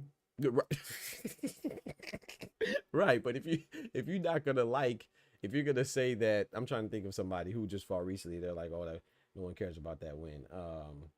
Terrence Crawford. If you're gonna say that Errol Spence is Terrence Crawford's only good win, but you're gonna tell me that Marlon Tapales is a good win, there's no way those things could coexist. Terrence Crawford can't only have 1 good win if you think Marlon Tapales is a good win. How can you say that Sean Porter's not a good win? How can you say Kell Brooks not a good win? How can you say Yuriorkis Gamboa when he was undefeated is not a good win? How can you say Victor Postal, who's undefeated, a champion at the time when Terrence Crawford beat him, is not a good win? But you're telling me Tapales, Doheny is a good, and I think Tapales is a good win, but Tapales is not a better win. I don't care what stakes were at hand. Stakes or not, you know what I'm saying? Undisputed or not, that's not a better win than Sean Porter. It's not. Sean Porter's in the Hall of Fame. Is Tapales going to the Hall of Fame? Maybe, but he's not there yet. We know Sean Porter is. I don't think Tapales is going to the Hall of Fame, but shout out to Tapales. I like Marlon Tapales, you know what I'm saying? But I think Inoue has one Hall of Fame guy on his resume, and that's Nonito Donaire. You know what I'm saying? Emmanuel Rodriguez. That's a good win. Shout out to Emmanuel Rodriguez, a Puerto Rican fighter that Inoue beat. That's a good win too. But is he a Hall of Famer? Stephen Futon is a great win. He was undefeated. Is he a Hall of Famer? Maybe he might be. Is he a Hall of Famer? Would you put him in the Hall of Fame right now? Terrence Crawford has at least 2 fighters on his resume that are Hall of Famers. Errol Spence and Sean Porter. I'm sure somebody else might become one too. You know, there ain't no telling what Israel Madrimov might become. But you know, so I just think people are just weird how people value certain wins. Say that again. Like you said, I said it is kind of weird how people look at certain fighters and value certain wins, but like downplay others. Yeah, like that part. With Donaire, yeah, he's a future Hall of Famer, but at the time, was he really who he was? Right.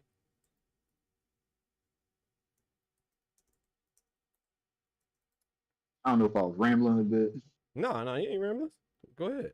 But I think when you actually look at Inoue's record or his resume, I feel like right now the Fulton and maybe Tapales might be top 2 or top 5. I definitely top 5 in my opinion. I think it's top 2 because no disrespect to Nonito Donaire, but if you actually look at what Donaire was, people were more shocked and impressed that, especially during the first fight, how good of a fight he gave him despite where he was at in his career.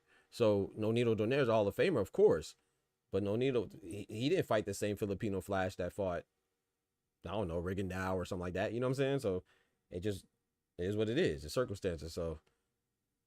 So yeah, I wouldn't mind somebody. I think on paper, Nonito Donaire, I don't think anybody could argue that's his best win. But if you look at it, you know, if you were there in real time, then yeah, I think Fulton and Tapales, those probably his best. Those are probably better wins because Tapales undisputed. Fulton, he was an undefeated champion, you know. So yeah, and the way he did it, you know what I'm saying, the way he beat Fulton was dominant, you know what I'm saying. So YD in the building, what's good, my brother? So, no, I don't think you out of line at all. I actually think you're right on point. It's like Bam Rodriguez. Like a lot of people say Juan Francisco Estrada was his best win. Yeah, on paper. But I could argue that Sonny Edwards was probably his best win. Sonny Edwards is definitely his best. Come on now. Because of the age, the time when they fought. Right. El Gallo, yeah, for legacy purposes, right, he's the name. But as far as matchmaking, the time he fought them, it's Sonny. Right. So I think that's a similar thing in regards to Inoue and Donaire, you know. I think another correlation can be made with 2 names you spoke on with opposition. Like the win over Fulton for Inoue is kind of similar to the win over Postol for Bud. That's a good one. It might not have been the fight that got them undisputed, but it was the one that got them worldwide acclaim. Right. Because that fighter was actually better than the one they beat for undisputed. Postol, no matter what you say about him, you view him as a better boxer than Joey Sadanga. Hey, that's a good one. I'm not mad at that. No, I'm not mad at that. Even what's the name too? I don't want to forget. So I'm not saying that he doesn't have more. Yeah, I did put Excedrin. Never mind, I'm good. Never mind, I did put Excedrin because like Jason Maloney's a good win too. You know, the Australian former champion. So he has good wins now. I'm not saying that he's void of good wins now. You know, but some of them, like I think I made a video and somebody said Omar Narvaez, but Omar Narvaez when Inoue fought him, he had a lot of wins. He was deep. He's like 45 wins in or something like that. So that's still a good win too, but it doesn't hit like. To me, that's not a better win than Emmanuel Rodriguez or something like that. But I mean, I guess people could beg to differ, you know. I think you got to think about timing as well, like Ty just said. So, well, yeah, but no one, like, and I want to be clear too. I don't advocate for people to not have tune-ups. You know, I as much as I love Errol Spence because he does have tune-ups. You know, that's what he says in Jermaine, Bad Intentions, Taylor, and guys like that. But even Tim Tszyu, you know, they demonstrate the epitome of warriors. They just want to fight the toughest fights all the time. I don't think that is conducive with longevity in your career. So I do think you should get tune-ups. So I'm not completely mad at it. What I'm more mad at is the people that like Oscar said, people tweak it all anyway, like he's fentanyl. Like, don't hype up. Let's not change reality, bro. Like, some of us are manipulating reality, like we're Scarlet Witch, because we like certain people. Like, you know what I'm saying? I think that's crazy. It's like and it's like who was moved up recently? Not recently, but like, okay, let's say like Tank moved up Leo Santa Cruz to Hector Garcia. That's his knock, right? And then people are just cool with Nick Ball fighting Inoue. I mean, Doheny. You know what I'm saying? Like, it's just crazy to me. But like I said, well, heavy is the head that wears the crown. When you're a more popular fighter, then you are going to be critiqued a little more, you know. But then people are dismissive of Terrence Crawford fighting Israel Madrimov. But you tell me that that what he did to Yi Jun Kim was impressive. Like, come on, bro. Who wouldn't have done that to Yi Jun Kim? And no disrespect to Yi Jun Kim, but it is what it is. He's not a high caliber fighter. No one expected him to have a chance. I think now it's just another example of people nitpicking certain fighters just because they have bias against a right. Like with Bud versus Madrimov, the first thing I heard is, what's the credibility of Madrimov? He only has X amount of fights. He only fought in this many rounders. But we don't critique certain guys because of their opposition. Yeah, I agree 1,000%. That's a fact. And then Tate, what up, Funny Tate? how they said that about Madrimov, but it's a fun thing to say, hey, we're not going to talk about Morrell's amount of fights right now. Come on now. That's a good point. Bro, that's what happens when you know boxing. So for those of you that didn't catch what he said, people were dismissive of Israel Madrimov, even though he was a champion, undefeated champion, and Terrence Crawford was moving up in his debut to fight him. They said that Israel Madrimov only had 10 fights. But why do we love this David Benavidez, Dave Morrell fight? David Morrell only has 10 fights, and he's not a champion. But because we watch boxing, so I'm going to love it, Ty's going to love it. But if you're going to be consistent and you're going to be dismissive of a guy that's a champion in Israel Madrimov for only having 10 fights and going against a pound-for-pound guy like Terrence Crawford in his debut at a new weight, then you should be completely dismissive of David Morrell because he's not even a champion and he has 10 fights as well. That was a great one, bro. Shout out to Ty. That was a great one. That was a great one. It's just people are inconsistent, bro. You know, and he said, YD says it's crazy. They say no two-ups, but old school fighters had like 3 2-ups a year. That's true, but they did fight at a higher frequency, right, YD? So, nah, but you're right, though. Jitterbug says, undisputed champs are like hardworking employees. They do the most and get asked to do more while other fighters hang around and wait, like MJ. He's not hanging around and waiting. He can't fight. He's been ordered to have the WBA. He's been ordered by the WBA to fight now anyway, so he's not waiting around by choice. He just fought Kevin Gonzalez, who was 26-0, undefeated guy, beat him, and then he beat Ricardo Espinoza in his last fight in Monte Carlo. So he's definitely not waiting around. He just wants the opportunity that he deserves. And how do you know he deserves it? You know he deserves it by being ranked #1 in the WBA, and the WBA ordering that fight not once but twice.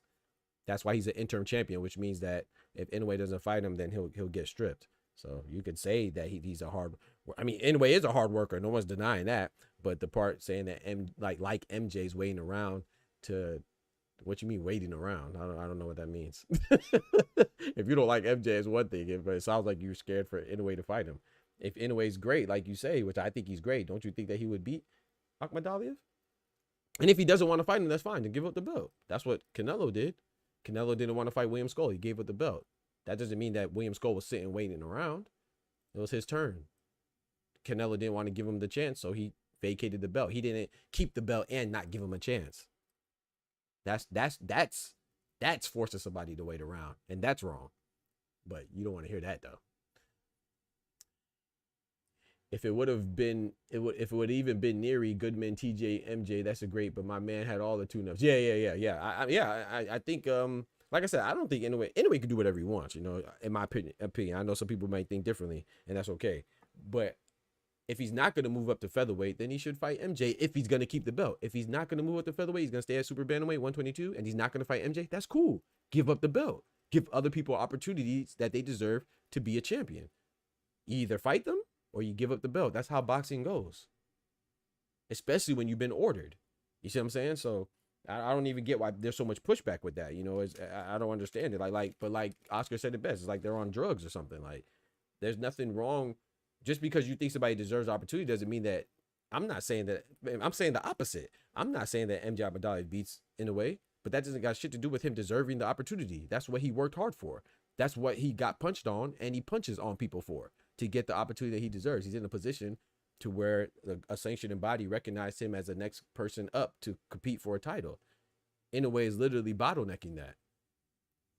There's no way. There's no other way to put it, bro. So if he wants to move up, move up. If he doesn't want to move up, don't move up. There's still good fights for him at 122, in my opinion. Of course, MJ Abadali, I would love to see that fight. I would love to see him fight Sam Goodman, you know, not anymore really, because Sam Goodman is bullshitting or whatever, you know, whatever. Even if that injury is legit, I don't care now. It's been 3 times. David Allen Picasso Romero, I don't think that's a good fight, but you know, it's justified because he's #1 in the WBC and he's undefeated, the Mexican fighter. And then Elijah Pierce, the American fighter, that's a good fight. I think he loses too, but that's a good fight I would entertain. And then John Real Casimiro, that would have to happen in Vegas or Saudi Arabia because he's currently banned out of Japan right now for coming in overweight by 1 pound against American Saul Sanchez. But that's a fight that I'd still be interested in. Everybody I just named are interesting fights at 122, but I think Inoue beats them all. So why are you offended by somebody deserving a title shot? Don't you think that Inoue would beat him? Don't you think your beloved superhero, iconic stallion of a man would beat him? So why are you threatened by somebody saying that he deserves a title shot? And not only is he saying it, not only is his promoter saying it, this freaking sanctioning body, the World Boxing Association, WBA, is saying it twice. Why are you offended by that? It sounds like you're scared. So you don't believe it in a way like that. Anyway, I'm over that though. As much as I think Oscar is corny, he's still a legend. He knows this. Yeah. He's definitely corny, but he's definitely a legend too. I like Oscar. Shout out to the Golden Boy. But you be saying some crazy off the wall stuff. Golden Boy, low credit, because I seen somebody say something about pay-per-views and hard to get tune-ups. Say it again. I like the fact it skipped out. Can you say it again? To give Oscar and Golden Boy a little bit of credit, flowers. I like how with Ryan Garcia, after his pay-per-view with Tank, they didn't rush him to throw him right back on paper. Dang, bro. It's like going in and out, bro. But how do I sound now? You sound good right now. Yeah. Probably was where I was at. Okay. I was saying to give Oscar his right flowers, or Golden Boy rather. They didn't rush to put Ryan back on the pay-per-view. His next fight after Tank, he fought Duarte on the zone. Yep. A fight he didn't make weight again, but yeah. You nice. The thing is, like with tune-ups and all that, I like the idea with Zepeda. If you like in the old days when they did try to get you prepared for somebody, they would get somebody of a lesser tier with a similar style. I like the Tevin Farmer matchmaking. Yep. I just didn't like the results of it. Yeah. And I would be with you. I just don't like it because I don't like the Phantom call outs, bro. Like if he didn't call out Shakur, I would like it. But the fact that he was so adamant about calling out Shakur and then I'm not going for that. Yeah, that's why I said I didn't like the results. It's like, all right, you put him in there with that guy, he somehow got the win. Shakur should have been next. Yeah, especially if you're gonna call him out. Like, come on, bro. Like, and you had the liberty to call out anybody. Like, you could have called out any of the champions. You're #1 in all 4 sanctioning bodies. So, why call out somebody you have no intention of fighting? I don't like that. It makes you look at it like, what was the purpose of matching him with Tevin Farmer? And that part too. And what's the point of fighting Tevin Farmer? No disrespect to Tevin Farmer. Tevin Farmer's a beast. You know, a former champion. That's a great win. But like you said, the circumstances around it, the results of it is that you're fighting Tevin Farmer, you're not fighting Shakur. So it's like you're fighting somebody to not fight Shakur, but still teasing like you're gonna fight Shakur by fighting somebody that's similar to Shakur. And now you're rematching him. Yeah, exactly. My boy, Tay says Zepeda's a duck. I told you, if he actually accepted that WC interim, he was not going to fight Shakur. Yep, and he did, and you're right. You called it. That's a fact. Ty called. He said if he gets the interim, he's not going to fight Shakur. He did say that. And I just look like he's waiting on the belt. Yeah. Yeah. I like Zepeda still, but I gotta call it for what it is, man. I didn't like that move at all, and I think that it made me lose confidence in him because I actually thought he had a chance against Shakur. He fooled me. I thought he had a chance against Shakur. Now I don't think he has any chance because I mean he clearly doesn't believe in himself. It's a good morning for Boxing Talk and Coffee, man. God bless, man. I appreciate it, man. Thank y'all for rocking. Shout out to Ryan. My boy Ryan says Zepeda got that WBC interim and still gonna stay away from. Yeah, I don't even know, and that's why I disagreed with Ty. I didn't disagree adamantly because I was like, man, I ain't gonna give too much pushback. But I thought that he would fight him because, especially when he got the interim, because that's the next step. But it's like now I look you at it as a different means though, because before he was #1 ranked across the board. Yep. Him holding that means he doesn't have to worry about being forced into a fight against somebody else. That's exactly. Yep. That's the thing. It's chess, not checkers, man. That's a fact. Now he don't have to worry about fighting Tank and who's the other guys? Tank, Lomachenko, and Barinchek. You know, the weird thing, because of how the WBC works and their history of how they moved WBC interim champions, he's going to sit there and try to wait Shakur out. Yeah. Yep. Prime example, at 135, when Ryan Garcia held that until he had, he claimed mental health. Yep. Doheny showed up there that night in the ring. Because, like, you would think, WBC interim, WBC champion. Yep. Fight easily made. Yep. Same network. Yep. No, this man calls out Tank just to claim he's going to fight Manny Pacquiao, and now he's on the couch with mental health. Yep. Exactly. Pugilist says, anyway, need to go to a new way up to 126. Okay. Go to a new way up to 26. If MJ has to fight for a vacated belt or wait for the WBA Super Champ, decides to return to defend position, MJ might be like Keith waiting on for. Yeah, facts. That's what I'm saying. That's unfair to MJ. I don't even understand the pushback with that. Like that's not. I'm glad I don't understand it. You're not supposed to understand everything. So some stuff you're not supposed to understand. And to me, that's completely goofy, and I don't understand the mindset of a goofy. So that's good. That's a good thing. But it's like compare it to the Keith situation. Say it again. At least I said we can't even compare it to the Keith situation because when he was sitting on hold, at least Keith was able to say, "Hey, I'm gonna go jump in the other rankings. I'm gonna go after this. Yep. Or find a way to get another belt." Yep.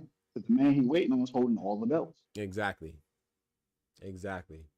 And then when people say like, "Oh, well, he only fought twice," what does that mean? And him not fighting, like if he fights somebody else, if he doesn't fight anybody in the rank, you don't want to jeopardize losing your position in the rankings either. But once again, you got to know how boxing works, man. So if you don't know how boxing works, it's easy to say nonsense and think that you're correct just because you thought it in your head. What does him fighting twice have to do with anything? That's where he's at in the position in the rankings. Ryan Garcia getting that WBC interim title is the closest we will see Ryan Garcia fight. Yeah. Unless they just throw him in there with another belt holder magically, So that's a fact. It's so crazy how, like I said, man. I will say this, I told you I don't like Ryan. I used to like him. I don't like him. I'm not as forgiving as most, God forgive me for that. We should forgive, but I just don't tolerate that nonsense. Right? It's hard for me to get over saying when people say things like that, you know what I'm saying? And but he is a likable person. He's a charismatic person. I can see why people like him. Don't get it twisted. I'm not ignorant to life, I guess. You know what I'm saying? I can see why people like him. I'm not oblivious to that. But at the same time, you got to be able to see through that. If you don't stand for something, you'll fall for anything, man. I'm not going Ryan Garcia. But I think he's like a fraud. You know what I'm saying? I think he's just like he's a social media. He's a product of where we're at with social media and stuff like that. It's like you could get popular less on merit and more on antics, and you know what I'm saying, nonsense. It's like I don't know.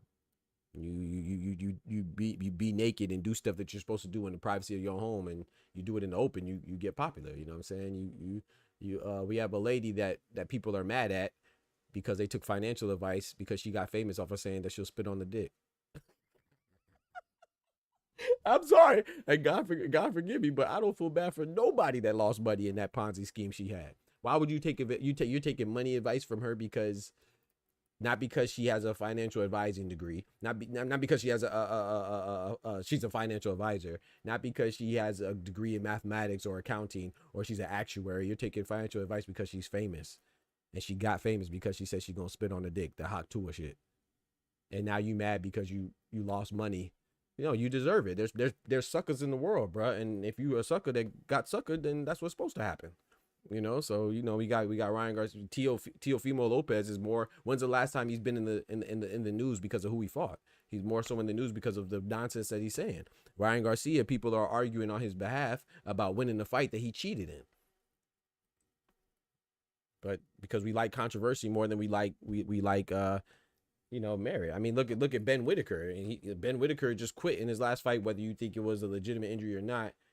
You know, it looked a little fishy, it looked a little suspicious, and he's out there, he's presenting an award. Conor Ben was at the award show presenting an award.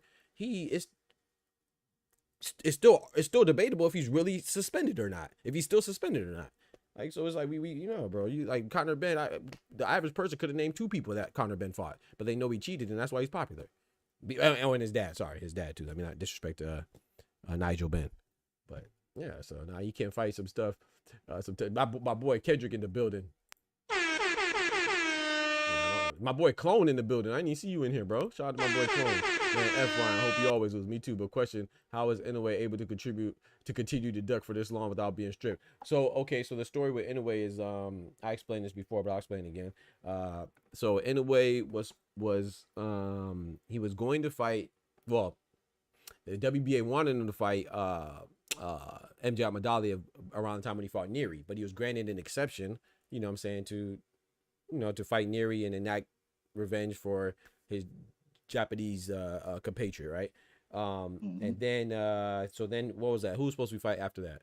Sam Goodman jumped in the ring and demanded the fight, or called him out after that fight. He was going to fight Sam Goodman. Sam Goodman elected to fight a Thai fighter. I can't remember his name right now. And so now Inoue fought TJ Doheny.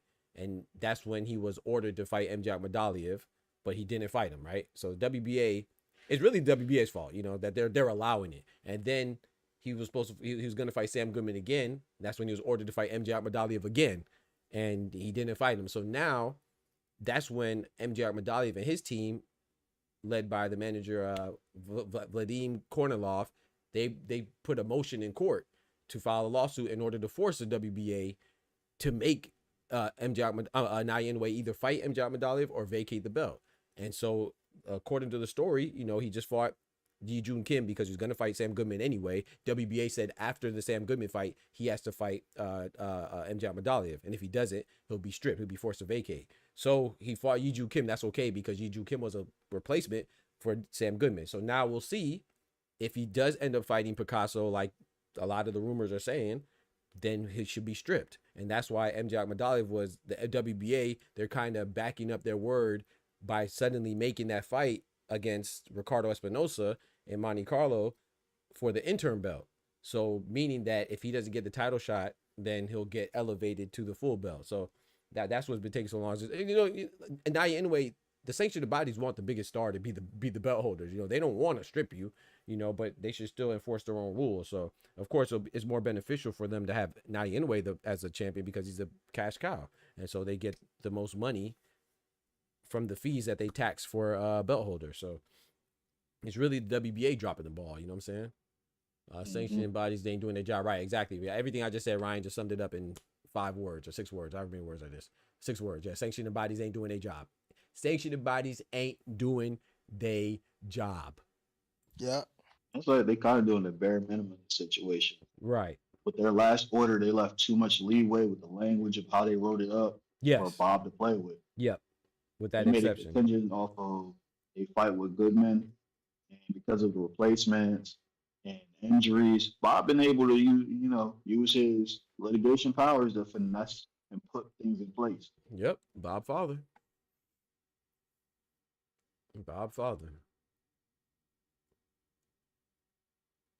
Tay said, I really don't like the Ryan versus Rolly matchup. I'm not gonna lie, I like it. I like it because Rolly, that's all. I like Rolly, so but yeah, I mean, I don't like it like competitively or think that, like I said, I'm hoping I'm with Clone, you know.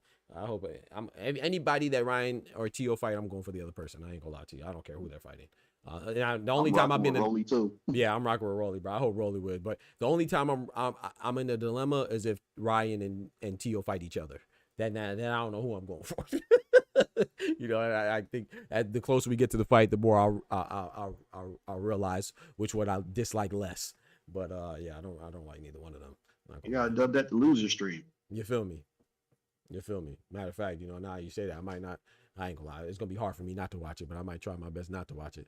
Whereas Junto has a fight. I can't remember who he's fighting. I don't remember who he's fighting, but he has a fight coming up.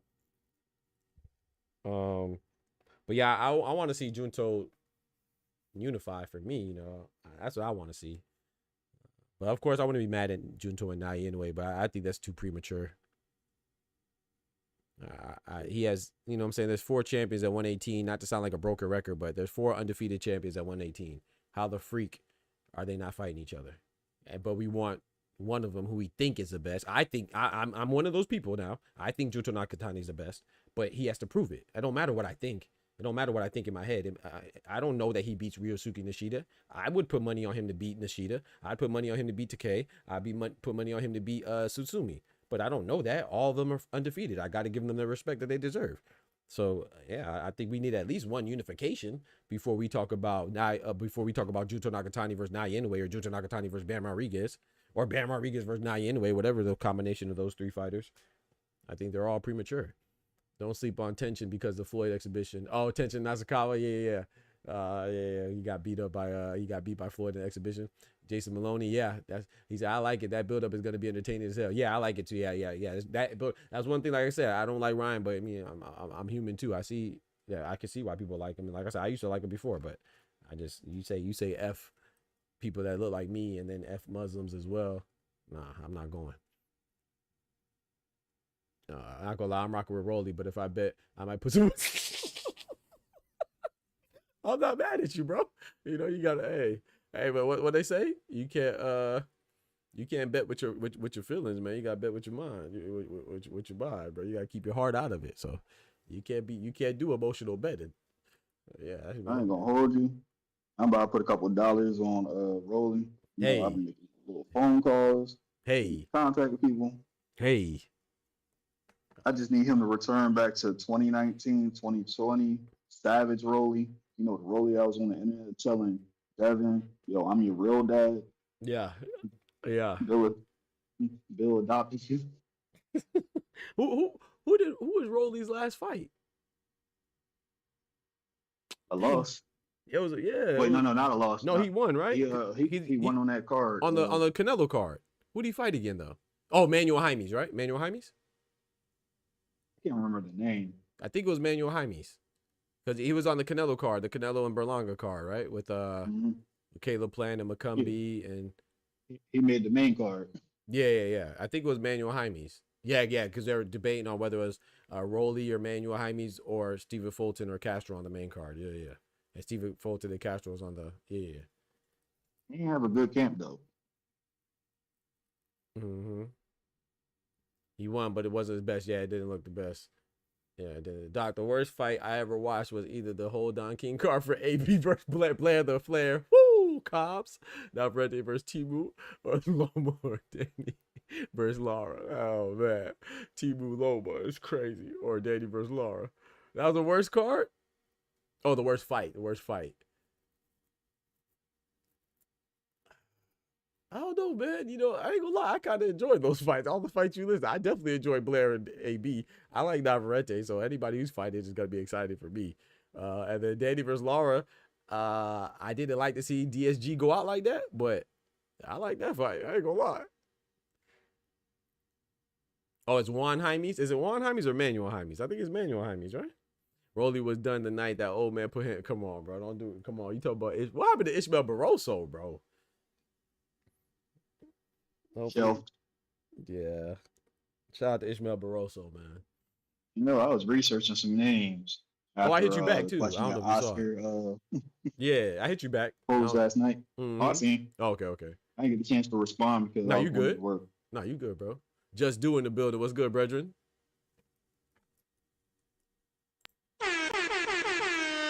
Yeah, I think those are good ideas, man. Yeah, let me know how you trying to do it, man. If something you want to just like dedicate a whole stream to or something like that. Either way, that sounds just good. Tell me like the context you want me to delve into it, or we got to chat, ask questions. All right. 'Cause I was researching the one with the Devin Haney and the Gary Allen Russell Jr. thing, Mm-hmm. and Mm-hmm. I feel like promoters and networks stepped in and kind of messed that one up because that would have set a new precedence. Because that would have been the first time, an active boxer who's also a promoter for himself actually footed the bill for a fight and put on one while offering a contract off his own dime. You sabotage my boy.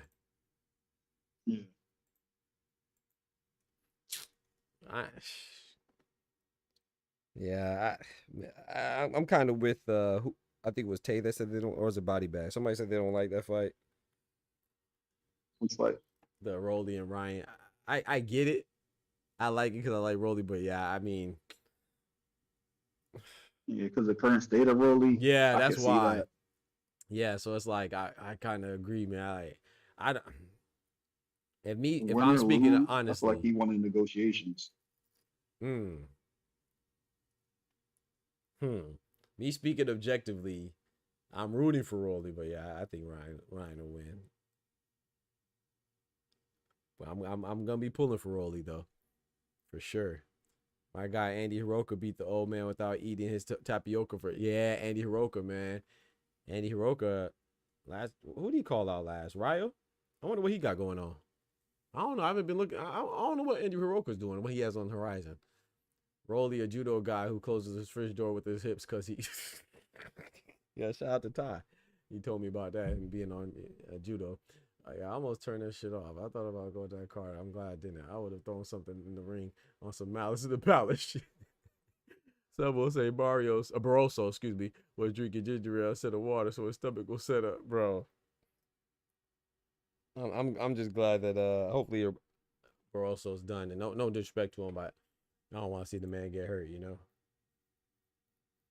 But he did his thing against Rolly for sure. Definitely did that. He said Rolly allergic to left hooks like Devin. Well, I think it was the left that put him down. Being technical is the right. Right, and I think there's a big difference. If you're talking about the Gervonta fight, that's not even a fair comparison. That's different. Or even when Jahan put him down.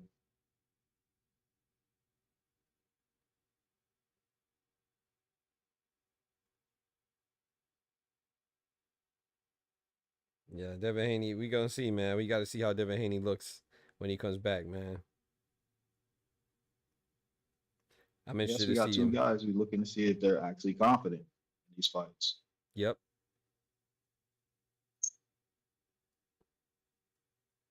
Bro, what is this, bro? You see, this is what I be talking about, bro. I'm looking at this thing. It's called one man versus two female fighters. What is this, bro?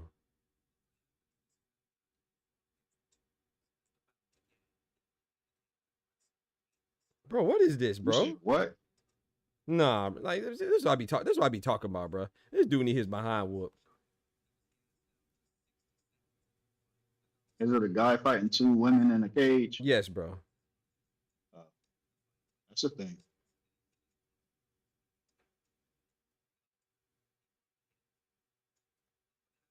That's what I be In talking other about, countries, bro. they believe in, equality.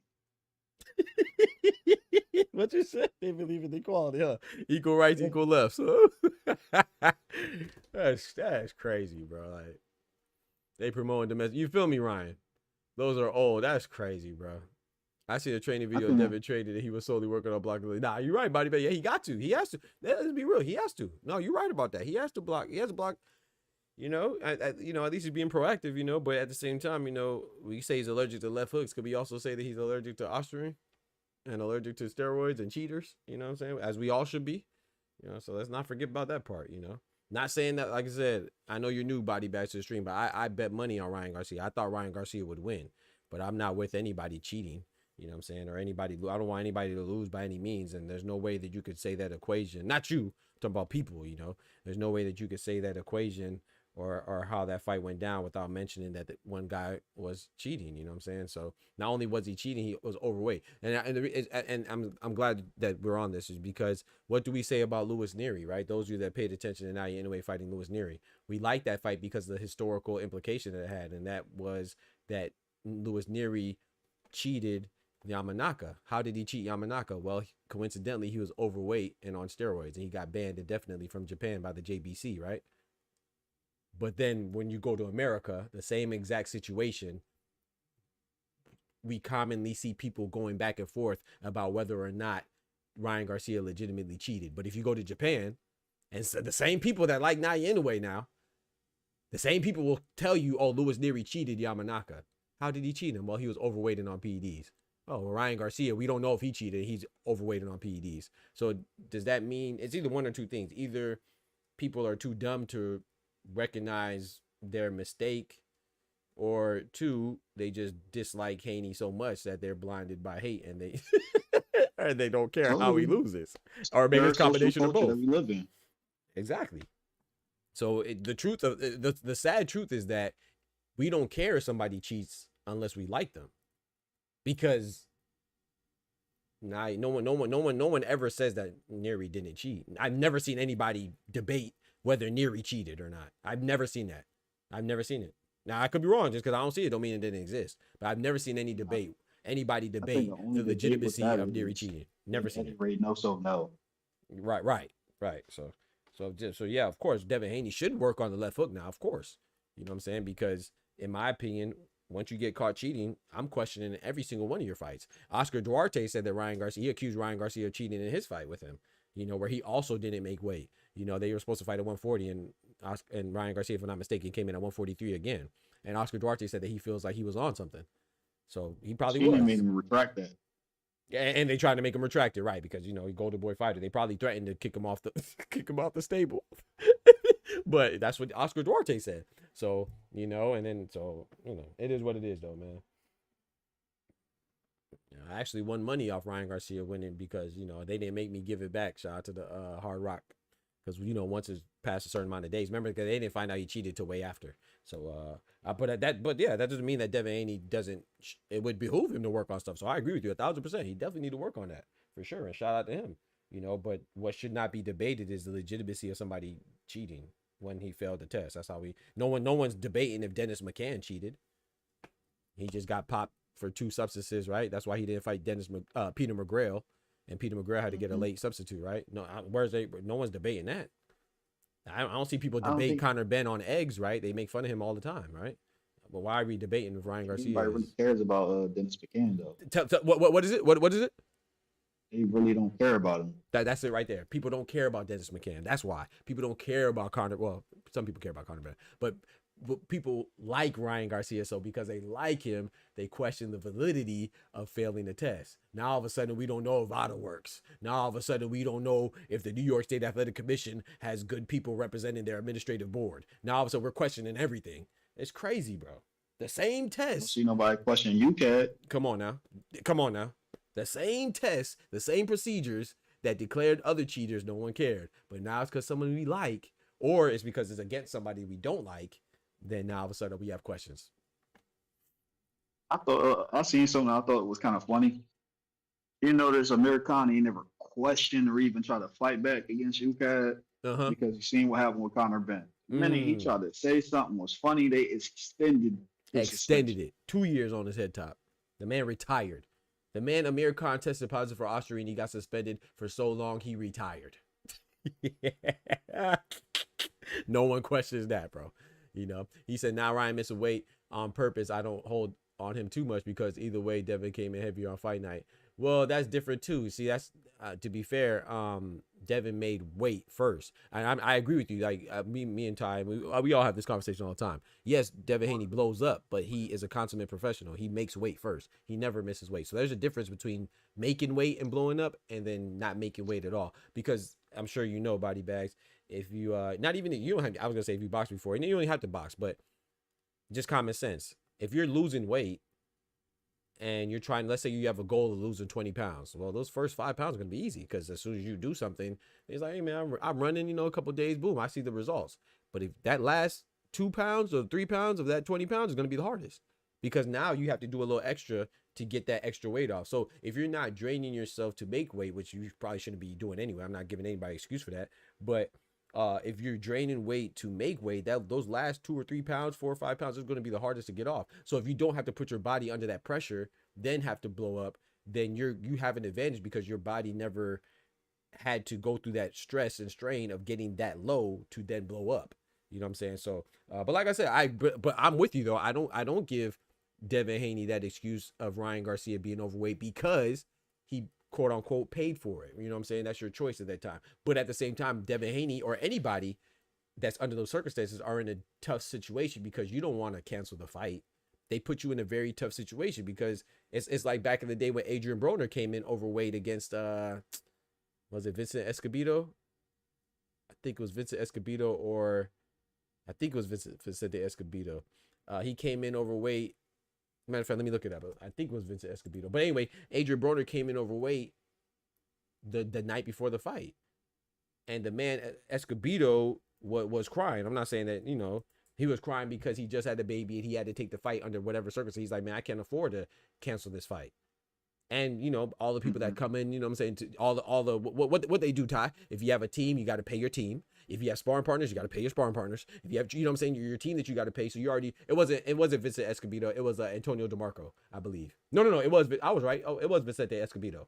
Yeah, Vicente Escobedo. So he took the fight. I'm going to go against the grain with this one. You know, Devin's my guy, but I got to be honest with this one. Mm-hmm. Normally, I would say, hey, sometimes guys feel that pressure. They have to pay a team, sparring partners, nutritionists. Everybody's depending on that check that you get from this fight. Yep. But in that situation, a savvy promoter would have went with the alternate. Yep. I agree. Arnold Barbosa waiting to be called up. Arnold Barbosa Jr. Yep. And I think that's the reason why Oscar made it his business to make sure Eddie was not involved in the making of this fight. Yep. That's a good point. Because he would have pulled the trigger on it. Yeah. He protects his guys. Yep. So I agree. I think at the end of the day, like Ty said, I think that hopefully boxers wisen up and don't aid in the victimization of themselves. Right? Just try not to be victimized. But it is hard. There's a lot of pressure, you know, like you have all these people attending your fight and then you cancel at the last second. It's like, then you're going to look bad. So they're going to call you soft anyway. So, but yeah, no, I agree with Ty. F that. Self-preservation should kick in. So that's why we need a boxing commissioner and need to have a trusted company like the NFL. Yeah, and the NBA. I don't know about the NFL because Roger Goodell, I don't trust that motherfucker. I don't know about that, but I think these guys should find their own lawyers. Yeah. And like, I understand appointing certain family members in the roles, but not everybody has the advantage that Nonito Donaire has, being as well. Yeah. His wife has that background of doing big business contracts, and knowing the ins and outs and loopholes. Yep. Don't just give your mom, your wife, your brother, cousin a job just because. Hey, give me a second. I'll be right back. Carry on, please. I'll be right back. Yeah, I think I was talking to Ryan last night. That's how I look at the Tevin Farmer situation. It's things that he missed within the language of his contract because he didn't have somebody official doing that. Like, you can't complain about the PD situation. I mean, the drug screening situation. If kind of in your contract, it was a one-way deal. Then when you do go to complain about it, it's like you put yourself in a position you can't even sue because you signed an NDA on it, which you ended up breaking. So, best thing I can say about that is these guys need to get better representation, build better teams, and actually get somebody that has their best interests in mind. And don't go with the lawyer that your promoter gave, because that's their guy, not yours. You see the chat. All right, my bad. Pugilism says, yeah, no, I agree with you, pugilism. And that's why I said, I want to be I always say that because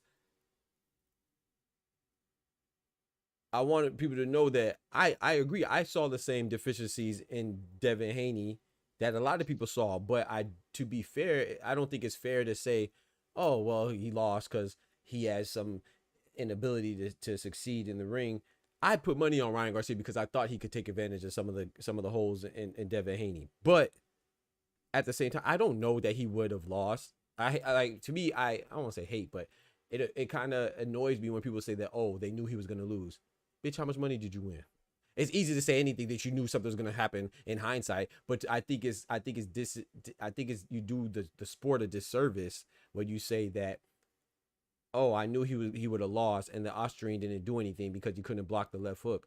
Well, I don't know what how that shit contributed to Ryan Garcia's success. You know what I'm saying? And all the examples, regardless if I thought that Devin Haney had holes, I watched a lot of boxing, so I saw the same. Some of Devin Haney's past fights is why I put money on Ryan Garcia. But to say that I knew that I didn't know he was gonna lose, because all his other fights, what he has, 30 fights, 31 fights, whatever, how many fights he has, he won all of them. So there's no way to say that I knew he would have lost regardless. So I think when people say that, that's just, you just full of shit. You know what I'm saying? So I think that just, in order to better, to further the sport and to uphold the integrity and the purity and the sanctity of the sport, it's imperative that we never forget that what we saw happened because somebody was cheating. That's it. There's nothing else. I mean, if you like boxing, that's it. You should not want any cheaters in boxing, regardless of the outcome, whoever lost, who won, who didn't lose, who didn't win, who got knocked down, whatever it is, bro. Like, it's not good for the sport, bro. It's not good for the sport. It don't matter if it's your favorite fighter or your most hated fighter. It doesn't matter. It doesn't matter if you care or don't care. It doesn't matter, bro. It is funny how narratives switch or people just change up their whole opinion. Yeah. The same guys that sit here and say Ryan didn't cheat, he won, are the same people leading up to the fight was saying that was probably cherry pick Ryan. Pointing out the fact that, right. Hey, Ryan's not going to make it to the fight. Right. And you know what's wild to me too is like those same people will also say that, oh, Lomachenko only lost to Orlando Salido. Yeah, thank you. Orlando Salido, because he came in heavy. But Ryan came in heavy and was on drugs. he fought dirty. He fought dirty. Heavy. Come on, bro. It's like we just got to be fair, dog. I don't want anybody to cheat. If it was Tank or Canelo, I would say the same thing, bro. I promise you. I don't want nobody to cheat anybody, bro. You shouldn't even have to. Now, I will say this too, though. Speaking of Canelo, sometimes I do believe that accidents happen. If he would have took it to court and proved it was an accident, like Canelo did, whether you agree, whether you believe it or not, that's not up to me. Or I don't get into, to me, I think those are like conspiracy theories. I don't get into that. Maybe he did pay somebody to overlook and say it was unintentional, whatever. I don't know. But whatever he provided, the evidence he provided was sufficient enough for the courts to determine that it was unintentional. Same with Alicia Bumgarner. Ryan Garcia never took that step. If he would have took that step, I'd be like, okay, bet, it was an accident. But all he did was just seemingly lie on top of lie on top of lie on top of lie, to where this person was shut down. I would love to believe, the conspiracy theories.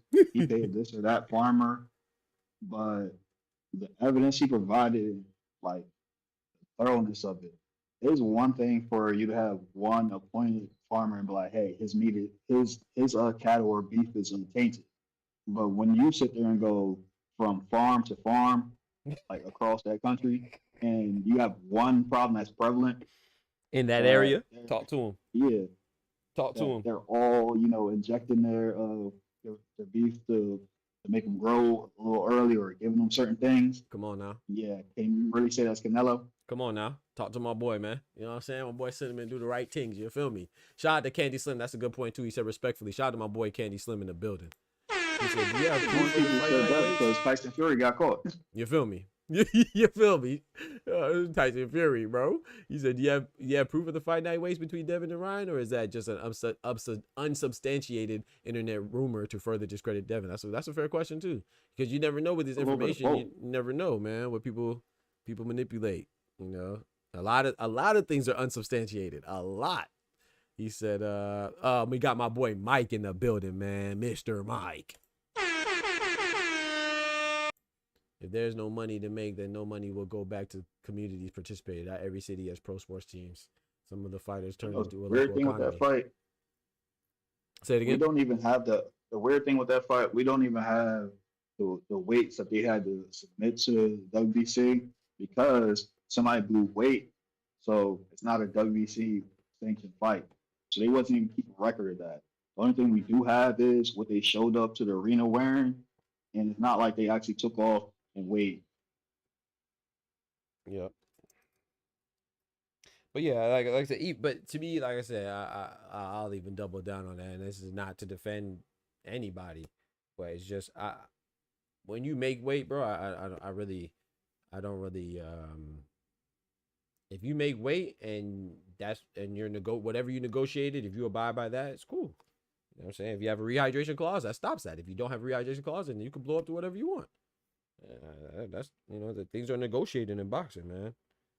So you can't have it both ways, man. Shout out to Regis Rougarou Prograis. You know, I like Regis, but I wasn't trying to hear none of that shit he was talking, or people were bringing to his attention after the fact about blowing up and all this other stuff. Put it in your contract, bro. You can't, on one hand, talk trash about fighters for putting in rehydration clauses, implemented rehydration clauses, and then on the other hand, complain that somebody blew up because you don't have a rehydration clause. Like, you can't have it both ways, bro. You got to pick one, bro. You got to pick one. Or fighting the IBF. Then you ain't got to worry about it because the IBF has their own, they implement their own 10-pound weight limit. So you ain't got to worry about fighting the IBF then. He wouldn't be able to do that because he blows weight himself. Talk to him. I thought that was kind of like bad on his. And I like Rougarou. Misquoting people that don't have the necessary facts, so what they're just putting out. Yep.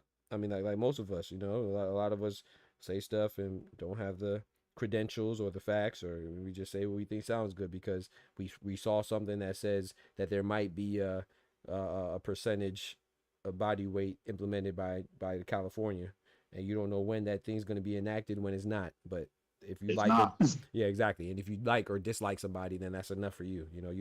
That's the thing. Once you find something, you don't like. That's the thing. Like somebody would have an argument. I mean, a article or a document, and they just see a part that they think supports what they're trying to say, and they won't even read the entirety of the document or watch an interview, and they won't even watch the full interview to see the full scope of what they're saying.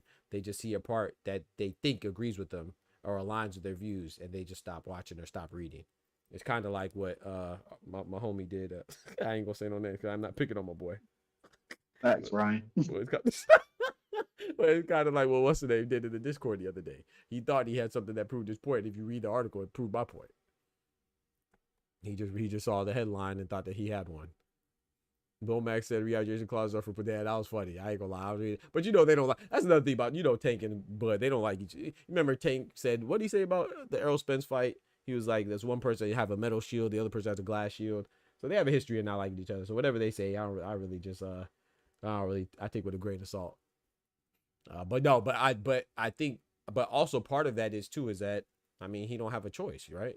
I mean, he can't put a rehydration clause even if he wanted to. Canelo's not going for that, and he shouldn't. He's a bigger guy.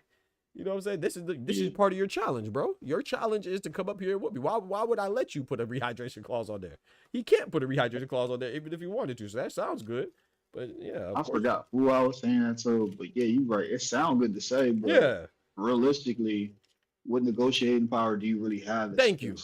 Come on, bro. This is not Errol Spence Jr. where exactly he had something he actually wants, so he was willing to give up his A-side status just to appease you because he wanted the belt. He wanted undisputed that back. Exactly. Why the heck would Canelo let you put it in that defeats the purpose of you coming up. Not completely defeats it, but it definitely waters it down. He ain't got a choice. Maybe let him do a coin flip. You feel me? But never put that on anyone. I mean, who's he fighting? Who's he fighting to do that? Who should he have put it? Never gonna tell him, yo, right? You going out there first. Matter of fact, after the co-main is done, go stand your ass by that ring. That's crazy. 20 minutes after I do my little, you know what I mean? Do what I do. I see you out there. Right. That's gonna stand over there. It's crazy. Speaking of him, who's he gonna give my boy Jack? He shot at a title this year. Speaking of him, who is gonna give my boy Jack Catterall? Who's Jack? Kendrick. Remember, if you are talking about Jack Catterall, remember he's fighting Arnold Barbosa, so the winner of that gets Tio. But if Tio doesn't want to fight, then I would assume, I'm assuming now, I would assume that WBO would elevate the winner of that fight as a champion. Because you got the interim version and the de facto mandatory. Right. You're right. He said It's kind of wild how I mean, well, I can't remember his name. say it again. It's kind of wild how what? I said, damn it, I can't remember his name. I said it earlier. The guy that Jack is fighting. Arnold Barbosa or somebody else? Arnold Barbosa. Okay. It is kind of fucked up how he's been essentially waiting for almost 2 years. You feel me? You feel me? We don't want to talk about that though. And move up or down in a ranking, he held that spot down. Right. Right. I will say it's not his fault though. Fighters fight, judges judge, but he did get by with one against who did he fight on the undercard of Doheny and Ryan? Sean McComb. Was it an Irishman? Yeah, it was an Irish dude. Irishman. Yeah, yep. Sean McComb. Yeah, I think it was Sean McComb was his name or something like that. He said, "Did Floyd have one on Canelo?" I think so. Don't quote me. I think so though. I know they fought at the catchweight 152. Right? What, hydration? No. Yeah, he didn't have one. Okay. Nah. He said, "Bud never put one." Yeah, but I mean, who would he have put one on though? That he fought. Madrimov was a big 154. Ah, okay. Yeah, probably could put one on Madrimov. I guess that's a good. Yeah, that's valid. How would he have a hydration on Canelo if one of the main factors that people talk about is how heavy Canelo came in? Exactly. Yeah. So that doesn't even make sense. And the fact that Floyd lost weight. Right. I like Barbosa too. I like him too. I like if you're talking about who I like in that fight, I like Catterall though. I got Catterall winning, but I like Barbosa though too. And I agree with Kendrick. I got if Catterall and Tio were to fight, I got Catterall beating Tio as well. Hey, pugilism, the actual numbers, for their weight. I think the initial weigh-in, Floyd was 151 point something. Canelo was right at 152. Okay. But the night of, Floyd came in 149 pounds. They actually did the same night of weigh-in. They stepped on the scale before they went out in the dressing room. Canelo came in 166 pounds. And you said there was no rehydration limit on there. No. Okay, I thought there was. Nah, but when Tank went up to Barrios, he put Barrios in the rehydration. Yeah, but that's different though. That's not. That's not. During that time. Yeah, that's not like him going up 2 weight classes to go fight a legend. You know what I'm saying? Barrios is I feel like if I'm going up, I would only do that if I wouldn't fight Barrios no other way, because that's what he would exploit. And anybody would, you know, they would exploit that. So which is what you should do. But yeah, you gotta read that hydration clause on them.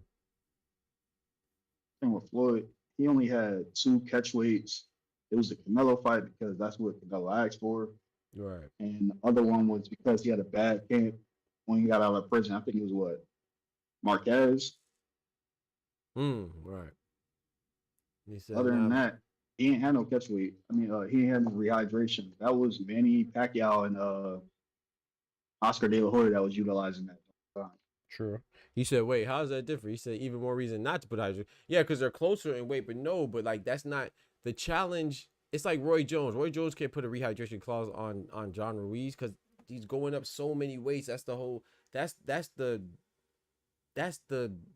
main part of the challenge. You know what I'm saying? Like when you're just going up one weight, it's like I'm sure. I don't know now. I don't know, but Roy Jones honestly could have because he was the A side. There's no difference. Yeah, and he could have, but he didn't. Right? He could have. What's his name? No, he's saying it's the same as he's saying it's the same as Tank and Barrios. I'm saying if you're just going for one weight class, is like that the main part of the challenge isn't. It's like with you, but when you're going against somebody that's so many weight classes, the challenge is them. Like so, Canelo is a challenge for Terrence Crawford. If that means like it's like Tank is like cannot handle a bigger guy.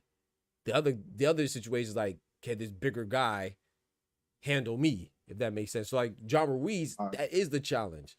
Pause. So my question for you is, where you find with Canelo trying to challenge Badu Jack at cruiserweight while having a rehydration clause at a catchweight of 185. Hmm.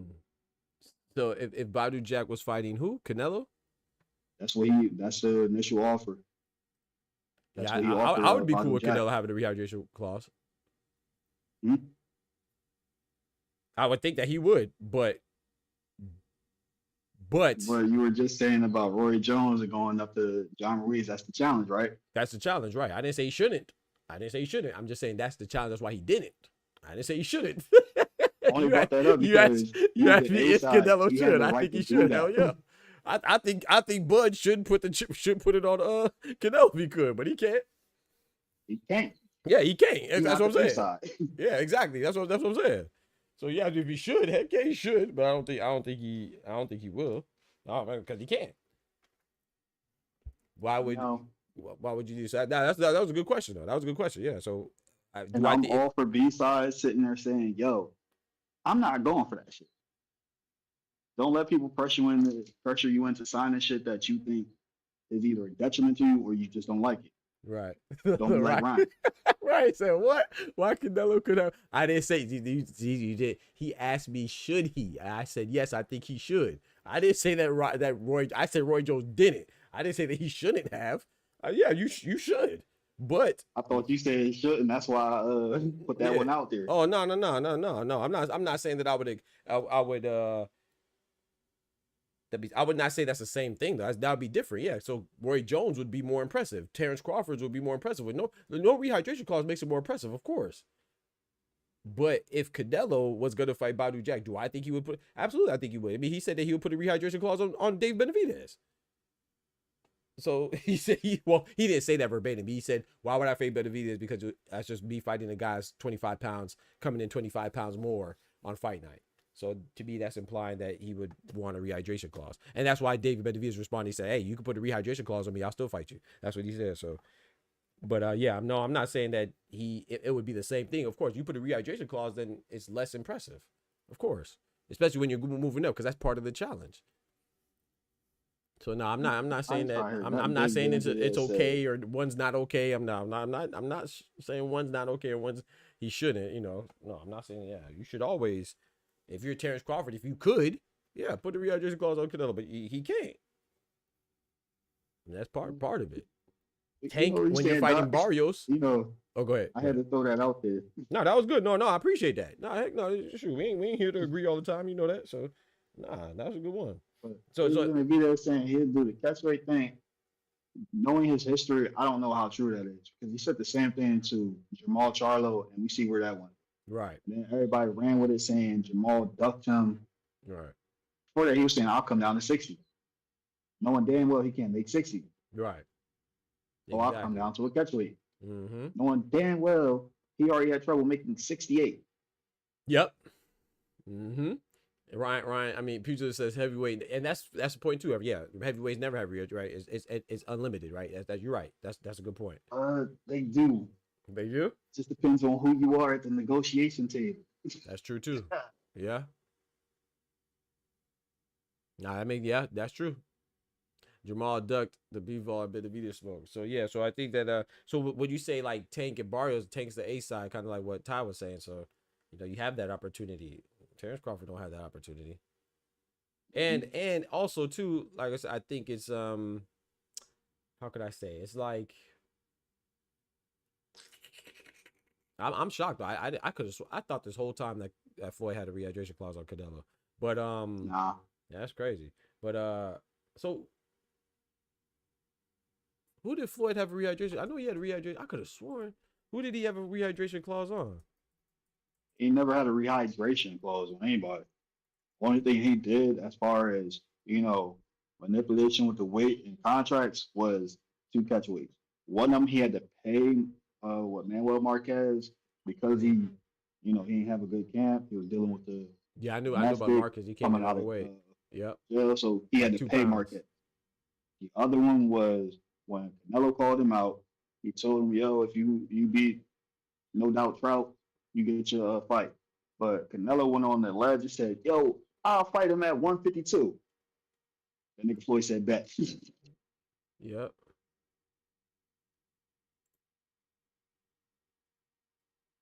I don't know. Like it's saying that he okay. Yep, you're right. Yeah, I'm seeing conflicting things. So I'm seeing that some saying that he did have it on, and some saying that he tried to have one on, but then they didn't do it. Nah. Yeah, no, I believe you. I believe you. Yeah, because this is just he's shay. Yeah, because now I'm seeing someone that say he did not have one. Yeah, you're right. Whole time, see, that's how misinformation started. The whole time I thought he had the rehydration clause on him. That's crazy. Anybody that's saying he had one, that's revisionist history. Just so that's the same people that say he was breed. Yeah, I'm seeing it now. Yeah, he did not have a rehydration. That's crazy. The whole time I thought he had one, which I didn't hold against him anyway because he was fighting a bigger guy. I thought that made sense. So, but yeah, nah. The only constraint that he used was on a mission from Canelo saying 152 because he was the 155 catch weight guy.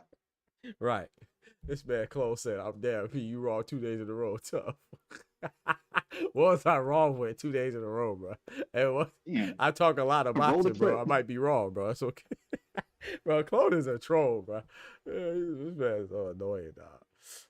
Doc, you gotta give me my drop on that one. What you say? What you say? My fault. I said you gotta give me my drop on that one. What you want? The facts. Oh,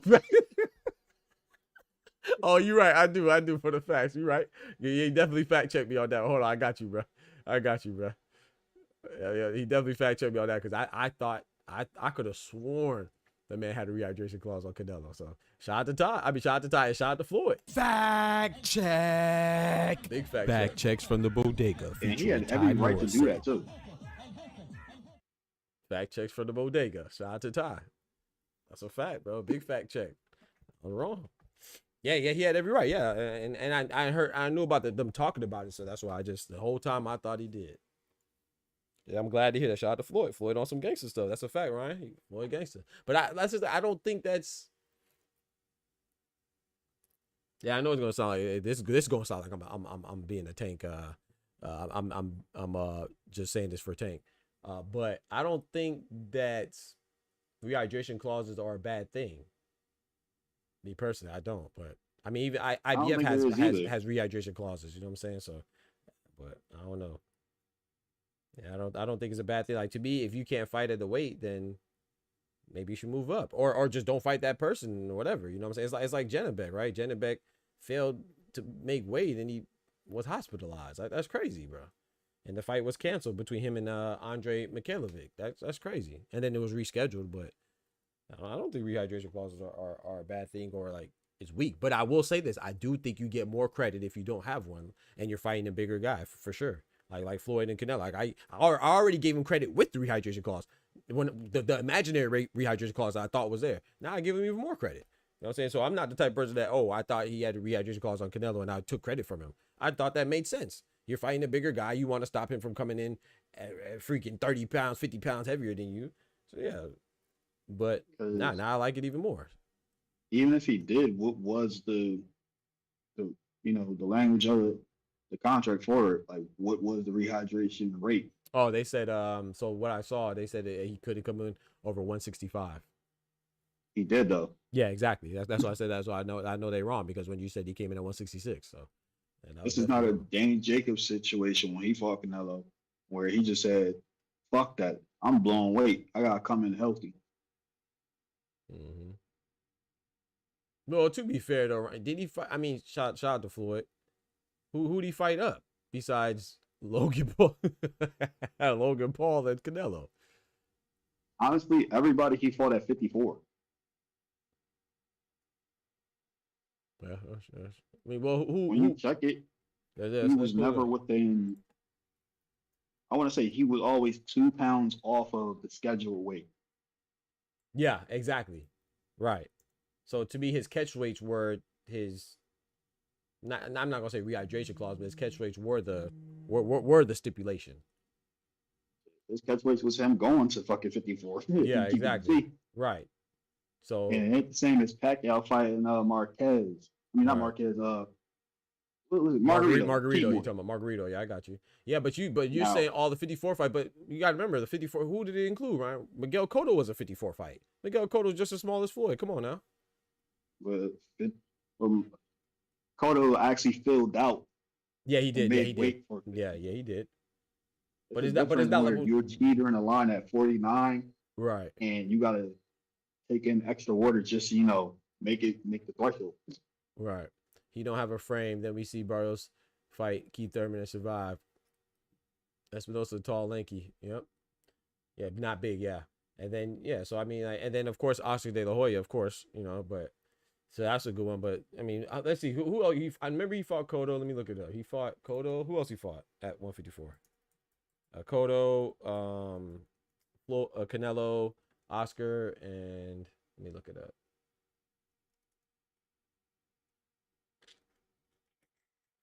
I'm not sure if Shane was at 47 or That's what I was thinking about. Sugar 54. Shane too, and I couldn't think of it. But yeah, I'm looking it up now though. Okay, so we got Conor McGregor. Yeah, whatever. Canelo, of course, we got that right. We got Miguel Cotto right. I remember that one. No, Sugar Shane was at 147. I was thinking Sugar Shane too. And Oscar De La Hoya 54. Yeah, that was it. So just those four. Yeah. Which I'm not knocking. That's good, but I'm saying that these guys weren't. It wasn't like I said, Barrios is at 147 right now. Like, just to go back what we were talking about earlier when you said Tank and Barrios, Ryan. Barrios is at 147 right now. Tank's at 135. Because, you know, people say he ducked Triple G. Yeah, that's or crazy. Guys like Winky Wright. Yeah, that's crazy. crazy. Actually look at it. The dude, his max was really 47. He was pushing the line, trying to fight guys at 54. 1,000%. I agree with that. 1,000%. That's why Floyd's a GOAT in my opinion. Same thing you can say about Pac-Man because same with Pac-Man. Facts. Yes, he had a fight at 54, but when you look at the language of his contract, it wasn't really there. And can we really hold that against him, knowing how small he naturally is? Exactly. But that was a good conversation, though, man. Nah, Barrios is at 140. I know he was at 140. I'm saying he's at 147 now, bro. So I'm saying that he's how long has he been at 147, right? Couple years. Come on now. Is he pointing that out because of the timing that Tank fought him? Because technically, it's just kind of like similar to the Inoue and Bolton situation. He was already making moves and was about to have a fight scheduled at the next weight class. Exactly. Right. So you could say that, if anything, you could say that which is what people say, that he weight drained him and he put a rehydration clause on there. Maybe. I guess Nick Ball did say he was ready for it. Exactly. It's on him. Exactly. So you chose to go down there and concede to those things, knowing you were already going to leave that division. Right. So the reason should be thankful because he gave you a stimulus package. Exactly. So the reason why I say that, just to be clear, the reason why I pointed at Barrios at 147 now is because out of everybody we just named, with the exception of Canelo, for Floyd, those four fighters, they didn't fight at 2 weight divisions above where Floyd normally campaigns at. Floyd normally we typically look at Floyd as a 147-pound fighter. The only person that went above 154 out of the 4 people that he fought at 154 or 152 was Canelo, right? Miguel Cotto didn't go to 160 or 168. Oscar didn't, not to campaign there. And what was the other guy? We already know Canelo did, but who was the other? There was 4. Oh, Conor McGregor. Stop it. Yeah, Conor McGregor was the 4th. Yeah, come on, man. He's not even a boxer. So you making it seem like, my point is saying Barrios is at 147, that Barrios has been campaigning at 2 divisions higher than where Tank campaigns at. So, of course, you're going to put a rehydration clause on that motherfucker. Didn't Cotto fight up? 3 or 4 fights in now? Cotto fought at 154. Cotto didn't fight at... Cotto never fought at... Am I tripping? Did he fight at 160? Maybe I could be wrong. I don't think so. Cotto never went above 154. And if he did, it wasn't for no long campaign.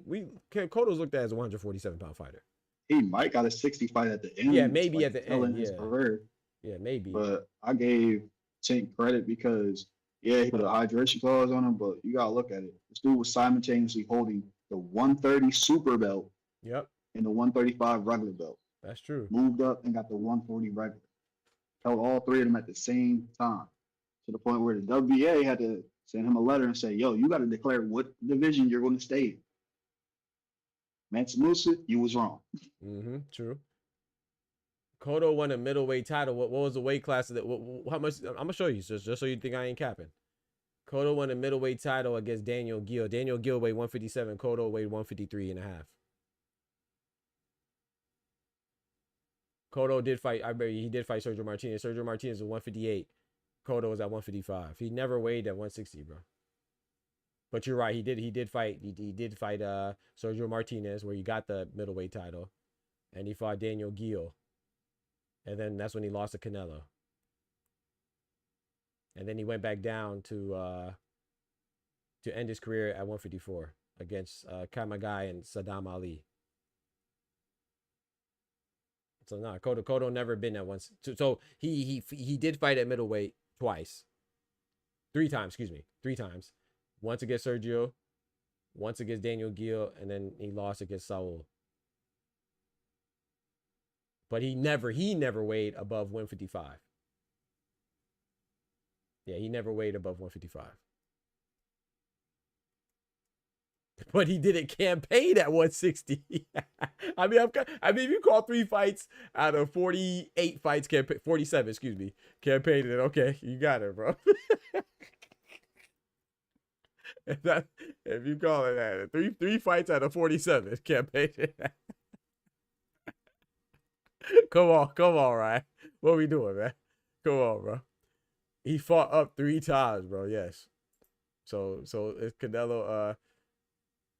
I mean, okay. So what was the point that you were making though? Because I thought you were trying to say that Cotto fought at 160. Like, so you look at Cotto as a 160-pound fighter? Is that what you're saying? Let me make sure I understand because I don't want to say the wrong thing. Assume the wrong thing. I want to understand what you're saying. Maybe I'm misunderstanding. Did he have any type of weight stipulation on Martinez? Hey, I don't know. That's a good question. I just remember Martinez had a terrible knee, so I think all the stipulations were right there in his knee. He didn't need no more stipulations. Did we discredit him if he did? Because remember, Manny Pacquiao beat the Peter boy with the most Mickeyest of Mickey Ficky circumstances. Right. Yeah, he said, talking about A-side, Cotto almost called off the fight just because he wasn't coming in first. Yeah. So to answer Ty's question, well, you know me, I wouldn't. I don't discredit people for rehydration clauses, but I will give people even more credit if they don't have one. But I don't think that's a bad thing. I think things get negotiated in boxing. So to answer your question, no. If Cotto did have a rehydration clause on any of those fighters, whether it's Canelo, Margarito, or Daniel Gil, I wouldn't discredit it. I don't know if he did though, Ryan. That's a good question. I don't know if he did.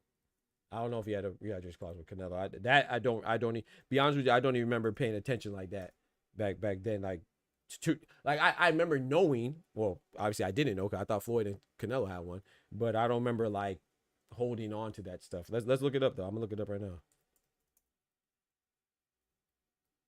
Like that's nothing that I would have like notated at that time. So let me see. Cotto and Canelo rehydration clause.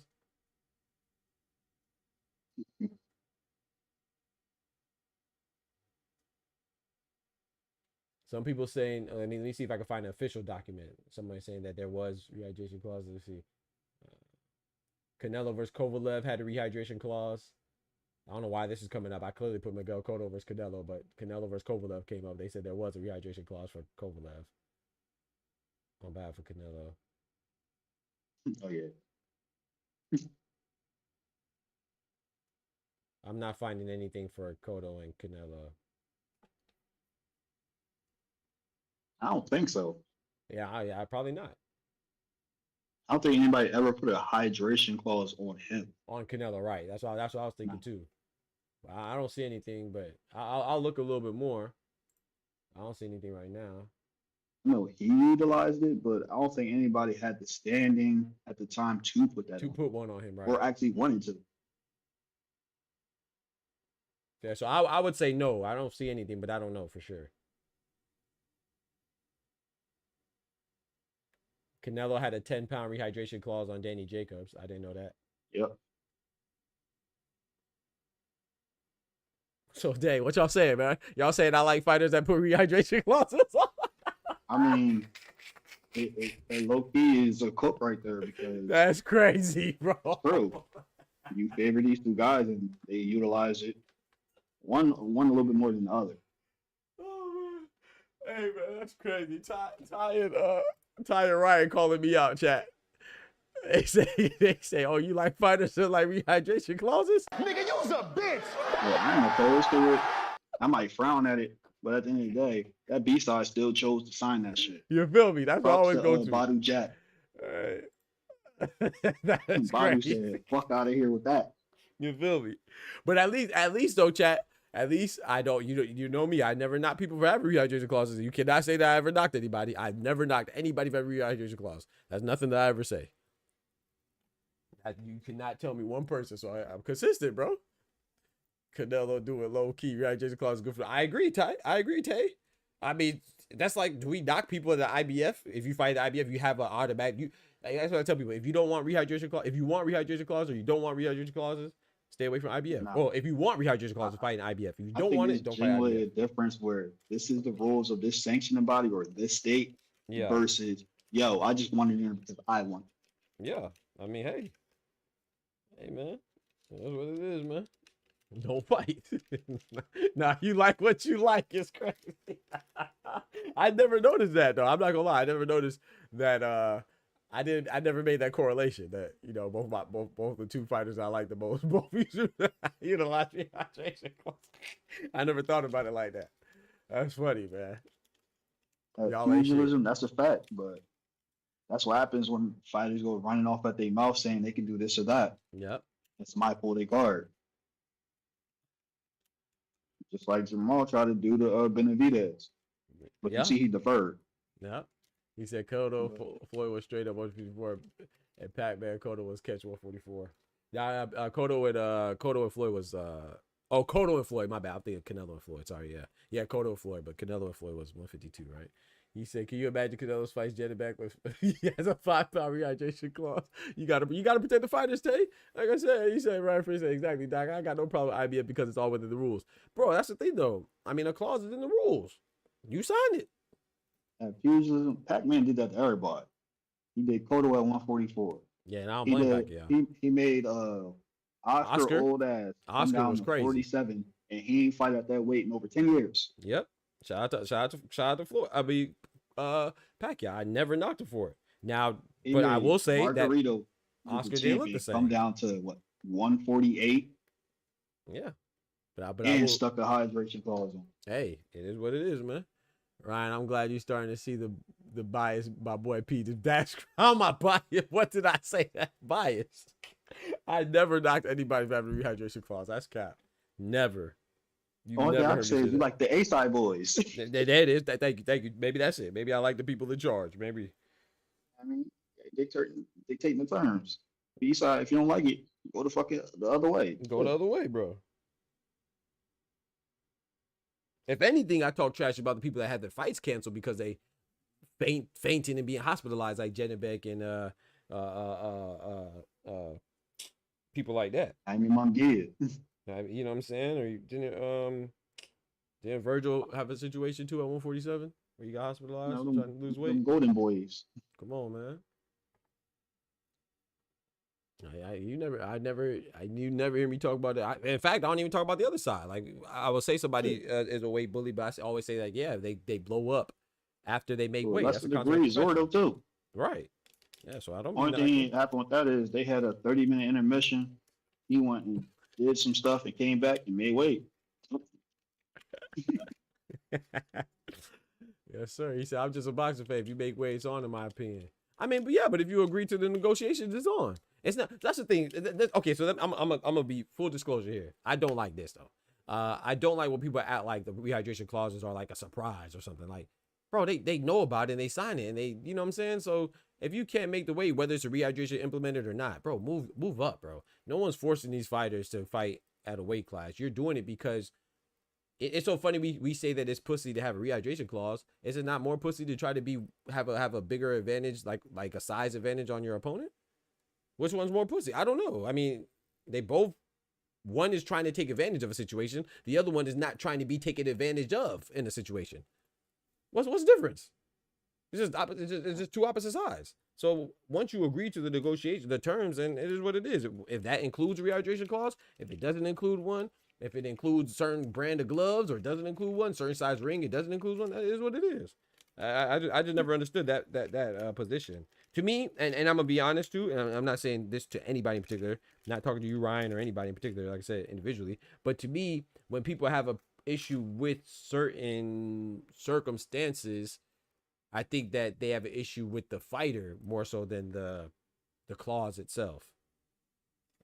You know what I'm saying? I think that they don't like the fighter that's doing it more so than they don't like the actual action. Like I said, not you, Ryan. I'm talking about in general, generally speaking. You know, it goes No, I back think to that's a like, general consensus with that. yeah. I don't think they care really about the action. It's just something else that they don't like about the fighter. That's, you know what I'm saying?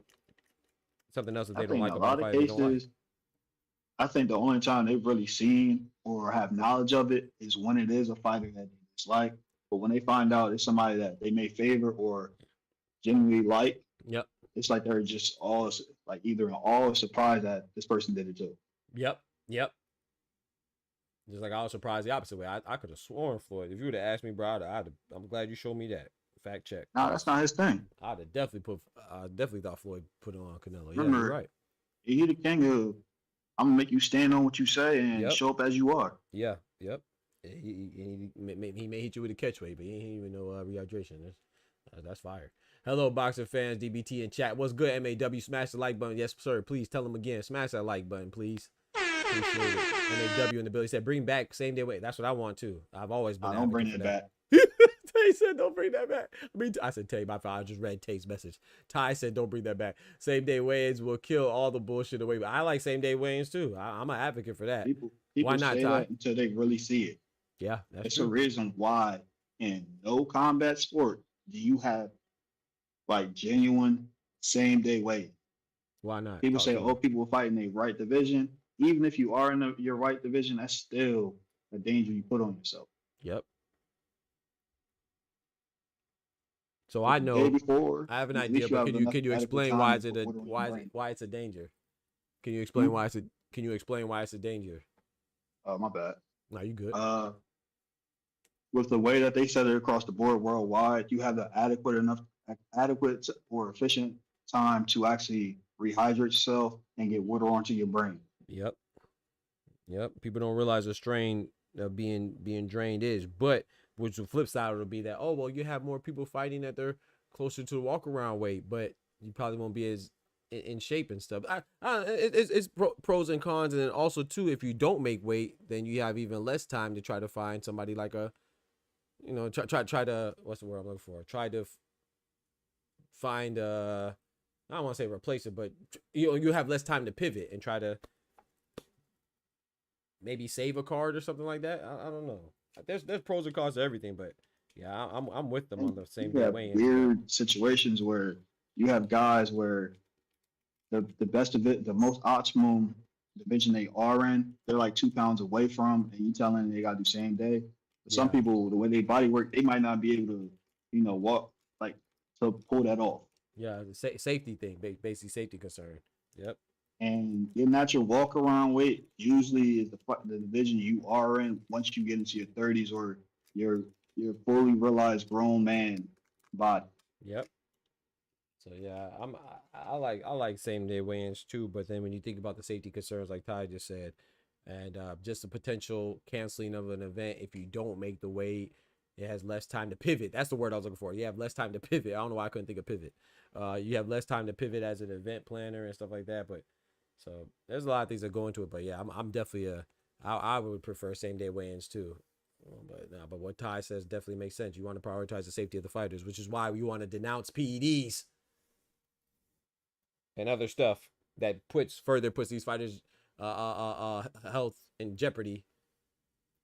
In addition to them already punching on each other, pros and cons. Yeah. I mean, the pros and cons and everything. But I'd prefer, because I would prefer it to be as even as possible. You know what I'm saying? Whether that's via rehydration clause or not, or via whatever else. I'd prefer fighters to be, on an even playing field as much as possible. Because some people, I was talking about Rafael Espinoza earlier, and some people think he's a weight bully. And I don't think so. I don't think that he's not in the context of what they're saying. Of course he's tall, so naturally he's gonna come in probably bigger once you rehydrate, like Ty was saying, after the weigh-in. But If he can make the weight comfortably, bro, then what do you have to do? And this is why I don't care about rehydration clause, because I keep it consistent, bro. If you don't like it, then slap a rehydration clause on his ass if you can. But I can't say that what he's doing is wrong. If he can make weight, boom. And if you blow up and whatever it is, and that's what you fight at, that's what you fight at. But now, to me, like Oscar just pointed out, Jennebeck, let me see what he said. We'll have to go fight at light heavyweight. Yeah. Now, if you Jennebeck and you're jeopardizing the fight, like how he did with the first time when he was supposed to fight Andre Mikhailovic, then that's troublesome, right? If you because not only does Mikhailovic's event getting canceled, the people bought tickets, all this other stuff, the fans, but Mikhailovic is dependent on that check. You don't tell him who he got to pay, his family, his team, his, you know what I'm saying, the promoters got to get paid, the trainers, sparring partners, stuff like that. Now you put in somebody else's livelihood in jeopardy because you want to take advantage of a weight so much that you're passing out and being hospitalized and getting the event canceled. Then in my opinion, there should be a harsh penalty. Like you should be, I don't know, even potentially stripped. Hey, I think it should be a harsh penalty. Mm-hmm. Yeah, I think it should be a harsh penalty for stuff like that. But you know, they did have the fight again. Shout out to both of them. And Jennebeck won. Shout out to him. IBF would have put a full-blown investigation on you. Right. Like to me, that's ridiculous. But if you could make weight, and then if you blow up, hey, do your thing. Well, you getting fights canceled because you struggling to make weight and you damn near offing yourself. That's crazy. If it was everyday weight in Edgar Belango, cruiserweight, he might be fighting a heavyweight. He said that he weighed 200 or something. Remember on the I don't know if you've seen it. I'm talking. Remember when he was if you did see the little pre-fight stuff that they had, and he was talking to Eddie Hearn on the bed. Pause. He was like, he weighed at what 200 something. Talking about he want to fight Anthony Joshua. Mm-hmm. Edgar Berlanga might be heavyweight on your ass if you don't do the same day weigh in, and then the clause 10 power rehydration should be in every sanctioned body. I think so too. That's why I love the IBF for that. But it is what it is, though, man. And that's the thing. When we get mad at these fighters, man, we got to direct our energy in appropriate places, you know, because like I think that we should. It all boils down to what the sanctioned bodies allow and what they'll tolerate. So. You can get mad at, there's an old adage. Was it hate the player, don't hate the player, hate the game. You don't like it. They can only manipulate the rules and bend the rules of what the game will allow. I'm looking at something in the comments. Like even if we went as far as Olympic weights, right? Mm-hmm. We would eliminate certain weight classes, and then we'll have a bevy of fighters that don't fit in certain parameters, so they won't have fights. They won't be able to compete. Mm-hmm. What was that young Olympic dude that what's his name just signed? Eddie Hearn just signed some guy, American Olympian. Can't remember his name. Omar something. Oh, I can't remember his name either. Yeah, shout out to him though. That's all I want to say. Shout out to him.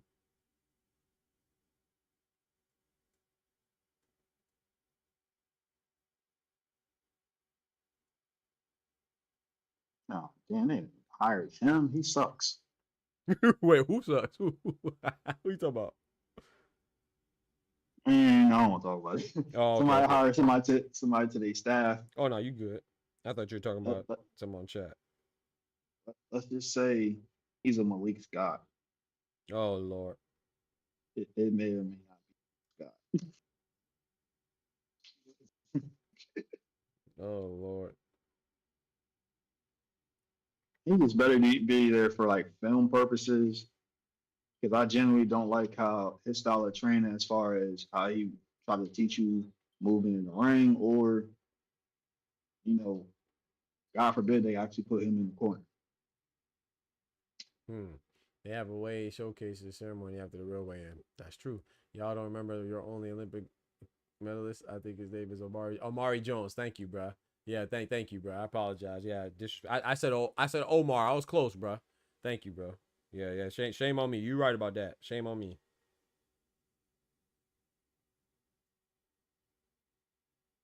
Better than me, because I forgot his name. I got the Omar part right. Come on. Chill, Ryan. Chill, bro. Amari Hardwick. Amari Hardwick had ass. That's what's that, Ghost?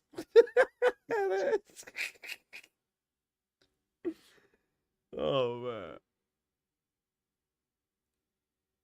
Come on, bro. Chill out, bro. It wouldn't even help the smaller fighters. Yeah, Omari Jones. Yep, Omari Jones. Looking at the 22 years comments. old. Shout out to him, man.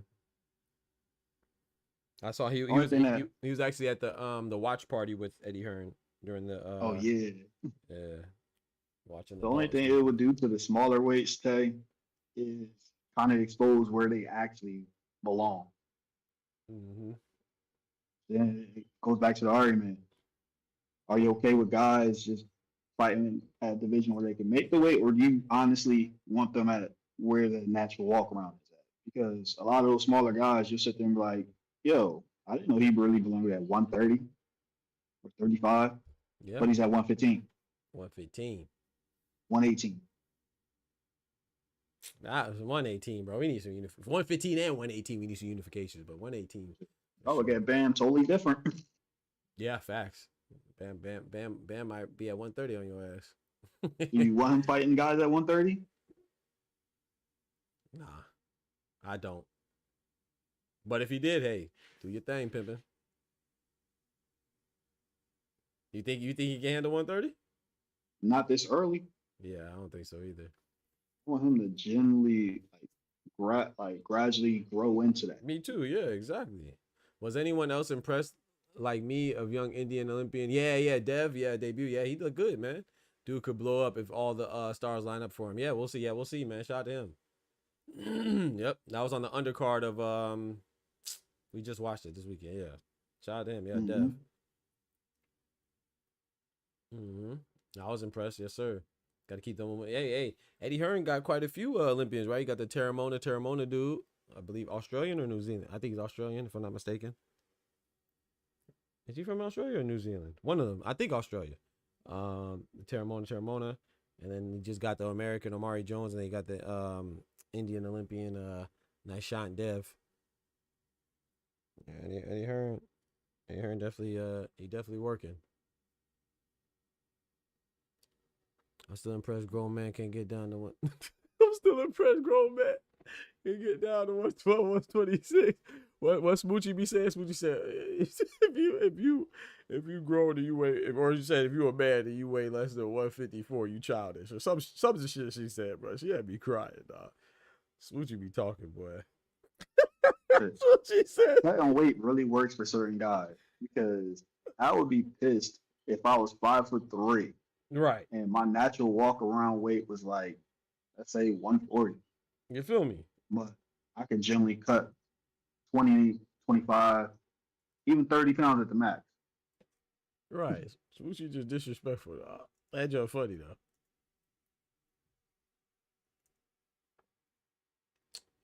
When Doc said 108, I was like, what grown man would weigh that much? To me, Oscar Collazo killing him right now at minimum weight, man. He a 2-belt champion. Put some respect on his name, man. They had two unifications on that Riyadh season, Latino Nights. You had cruiserweight, Gilberto Ramirez of CBS, and then Oscar Collazo at minimum weight against Freshmark. Hey, Doc. Yes, sir. We talk about natural walk around weight. How would you feel if you see Isak Pitbull Cruz at 154? That'd be crazy, bro. I ain't gonna lie to Because you. he naturally weighed 151. Can't put him at 47, so he gotta be at 54. Yeah, that'd be crazy, right? What's he, all of 5'4"? How tall is he? Barely. Yeah, bro. Nah, bro. But that's the I never advocate for walk around weight, but you're right. And then if you don't fight at your walk around weight, same day when it's like what you said about CTE and stuff like that with the not enough fluid in your brain, water in your brain and stuff like that. So now you're right. There are dangers to it. I just wish that the sanctioning bodies would be more serious about if you don't make weight, kind of like Japan, then you get reprimanded. You know what I'm saying? I'm not saying it has to be a year like how they just did John Rio Casimiro, but it should be some type of penalty, man, because some people are richer than others, you know, whether it's from what they earned, their earning potential, or their family background, what they inherit, you know, their inheritance. Some people are affluent and they could take a penalty for money. But if you just got to tax them with the money and with time or something like that.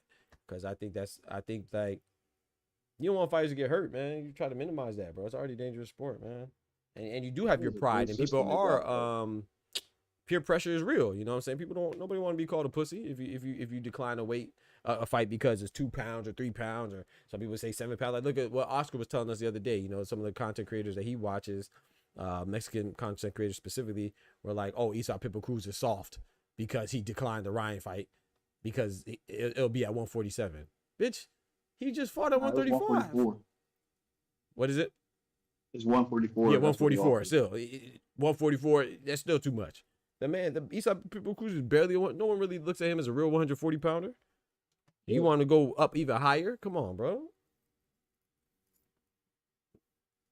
All they see is he wasn't machismo. You feel me? Yeah, exactly. And that ain't right.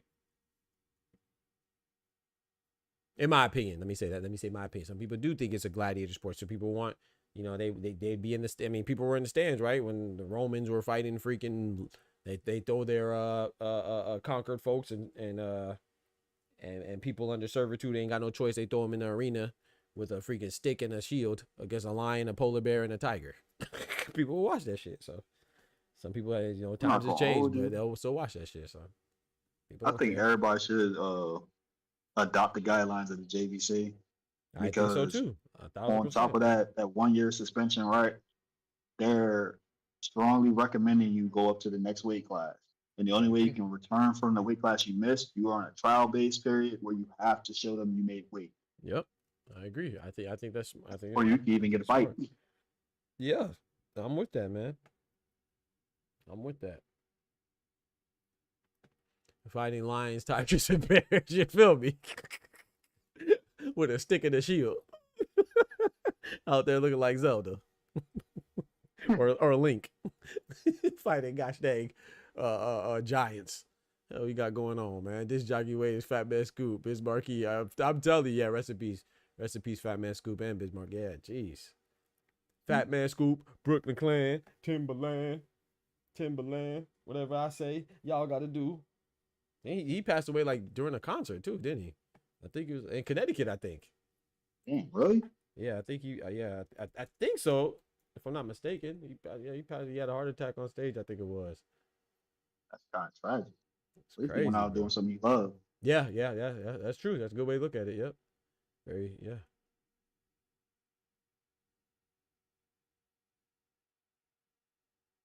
Yeah, if I'm not mistaken, I believe that's how he passed away. Yo, why is it I open my other phone and the first notification I see is such and such, watch live now. Who is ducking who? Gervonta Davis, Doheny, Shakira Stevenson. Oh my gosh, Shakira. Yeah, I was correct. Yep, and I was correct about the place too. Yeah, in Connecticut, Hamden, Connecticut. CPR was administered at the scene. He collapsed during a performance in Hamden, Connecticut. They performed CPR on the scene, rushed to a nearby hospital, but he passed away. Hypertensive heart disease. Hypertensive heart disease. Damn. Gotta try to take care of your health, man. Health is wealth, man. But I ain't gonna lie, food be good though. That's one thing I can't even, not even being funny. Food be good, bro. You just gotta be careful. You know, it's so crazy that like the things that taste the best, a lot, not all the time, but a lot of times, they be the worst for you. Ain't that a bitch? It's a test for discipline and stuff. Yeah, we got Fundora versus Cordell Booker. Nah, I got Fundora. What'd you say, Ty? Sorry. I don't like that fight. You don't like that fight? Not because it's Booker. It kind of makes me mad at Golden because they did have the option for, Charles Conwell to step in for that. Yeah. But I'm looking at Oscar a little funny. Like, why didn't you advocate for your guy to get that? Why? Yeah. You could have facilitated to get Big Turk to do something. Yep. Hope Tim Zoo makes a comeback and is working on him. I don't know why I laughed right there. I don't know if tried before. That was just funny. Working on him movie. Yeah, shout out to Tim Zoo, man. I would like Tim Zoo to make a comeback as well. I think he can. While us the fans screaming for blood. Yeah, fight. Facts. Fighting lions, tigers, and bears while we're the ones screaming for blood. Yeah, of course. And then God bless them. They say they want to fight a big bear. They want to put a weight limit on the bear. We gonna talk shit. Put hydration. And they don't want to fight a polar bear. They want to fight a koala bear. We gonna talk shit. Oh, that ain't no real competition. Go fight you a grizzly bear, a Kodiak bear, a sun bear, a Oh, you panda say you bear. fight a brown bear? Nah, that ain't it. Nah, You're the bro. grizzly. Right. Right. A lion, tiger, and a bear walk into a bar. What did they order? A lion, a tiger, and a bear walk into a bar. What did they order? Where's Cito? I ain't see Cito in a minute. I don't know. He might be on a run. True. True. A lion, a tiger, and a bear walk into a bar. What do they order? Oh my! I don't know. I don't know.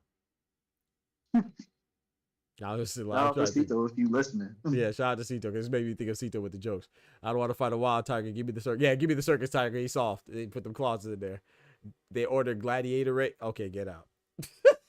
get out. Get out, MAW. Yeah, no. Yeah, we gonna toss you out for that one. That was crazy. Yeah. We need Cito. Yeah, that was worse than Cito's. And that's saying a lot. Somebody give him a 10 count before I do bro. it. I don't want Somebody to get overextend it. Somebody get that man a 10 count, bro. That was crazy. Gladiator rate is wild. I'm gonna be like you, and you ain't no real Spartan. Go take on 300-pound bear, right? He just fighting that ain't no African lion. He fighting. That's a lion from India. They're smaller. You find that's an Indian lion, bro. That ain't no real lion. Come on, bro. Yeah, that ain't no Aaron Pierre. You feel That me? ain't no Mufasa. That ain't no Mufasa. That ain't Mufasa. That's how we be, bro. We don't respect nothing, bro. We just bunch of trash talkers, bro. The internet is supposed to be good for networking and stuff. But bro, anybody can get their thoughts off, bro. That's crazy, bro. Russians be fighting. Yeah, you ain't lying about that, Tay. They definitely be fighting them wild animals. The same. I don't know why I heard a sassy woman saying that. There ain't no Aaron Pierre. Ain't no Mufasa. You feel me? I saw what is about. They're in the news or something. I saw them. At the same time I was talking to you about the academic stuff. I saw it on Breakfast Club. Mm-hmm. Then they started talking about Aaron Pierre and somebody else. I guess they took a picture. What happened with them? They saying like they were handsome or something or something else. I don't know. Okay, yeah, I know he's regarded as like the most handsome guy. Oh, okay, so right what was now. that? Okay. You know, we got Cooking with Kaya and women got Aaron Pierre. He's Mufasa. Yeah, Aaron Pierre. Who was the other guy you said before that? What, Cooking with Kaya? Oh, no. Oh, we're cooking with Kaya. No, never mind. Because there was two guys that were talking about. I didn't really catch the context, but I know they said Aaron Pierre. I didn't know who he was, but I remember they said Mufasa when you said that. So struck reminded me of that. The same lion, tiger, and bear walk outside the bar. What do they see? The same lion, tiger, and bear walk outside the bar. What do they see? I don't know, but I feel like you about to get a timeout. I ain't gonna lie, Oscar. I don't know what they saw. What they see, bro? The same thing Tenna saw? I mean, no. The same thing Arkansas? They see MAW get boot. Okay, that was a good one. Nah, that was a good one. I'm with you on that. Nah, that was a good one. That was a good one. I thought it was those state jokes. I remember when I was a jit, I read that book of state jokes, and that's the one that I always remember. He said, "What did Tennessee?" The same thing Arkansas. I always thought that was a good one. I can't lie. I'm built like that. And it's all because Floyd and Durant were doing this shit. Yeah, that's true. Yeah, Floyd and Durant were doing their thing, man. But everybody, that's the thing. Just because you ain't super gangster don't mean you ain't gangster at all. That's the thing. We'd be like, oh man, this guy did this, but hey. Just trying to be like Honduras. Right. You ain't got to be the strongest to be strong now. So Floyd and Durant were special. He at the weigh-in and then elbowed the shit out you in the ring. You feel me? MAW, you ain't back yet, bro? Where you at, MAW? It was just 10 seconds, bro. It was just a joke, bro. We was just joking, bro. Where you at, MAW? Oh, shoot, man. I'm about to go ahead and call it, man. I gotta get some food in my system, man. Same here. I'm gonna finish these recaps and see what I can get for lunch. What you about to eat? I said I'm gonna finish these recaps, okay. Putting in medication and sending shit to the pharmacist. Oh, okay. I'm over to be something to eat. Oh, my shoulder, bro. That's why if Crawford do that shit. Yeah, facts. If Crawford do it, man, you're a beast. Like I said. But in my opinion, that's just, like I said, I understand the point you're getting at, but to me, you can't put a rehydration clause on it because, like Ty said, he's just not even in that position. That's not. Now, if Canelo lets him, then okay. I do got one caveat with that situation. What's I that? feel like if fight is made and Bud does go up there, win or lose, I feel like he should just vacate the belts at 54 now Ooh. because you're talking about the timing you have left in your career. You looking for the money fights. In the event you win it, you know you're gonna have to rematch Canelo. So what are you holding on to belts at 54 if you have no obligation or intention to come down there and fight me? The reason why I would say keep it is because we think it's going to be, I mean, to speak for myself, I think it's going to be his last fight, win or lose, to be honest. Unless he wins and then he gets a rematch, yes. But if he That's what I'm saying. loses, Get rid of him, Jones. yeah, but if he loses, what if he wants to go back to 154 and has another fight? I don't see him fighting again. Yeah, I Unless agree it with you. is Yeah, like I said, Canelo. I agree with you. Yeah, I think this is his last fight. But maybe it's not. You know what I'm saying? Maybe he wants to keep going. I don't know. But I agree. I think it's gonna be his last fight. But we could be wrong though. So I don't mind him holding on to the belt, just because if he loses and he wants to end his career with a W, or he wants to maybe still pursue undisputed at 154. I don't know. But now I Yeah. feel what you're saying though. Even with a loss, what's the timetable of him actually returning to 54? Right. Especially if he He get only knocked fights out. once a year. Right. Especially if he gets He's stopped. essentially holding things up. Yeah. Yeah. But we shall see, man. Time will tell. It hasn't been Oh, there go finalized yet. MAW.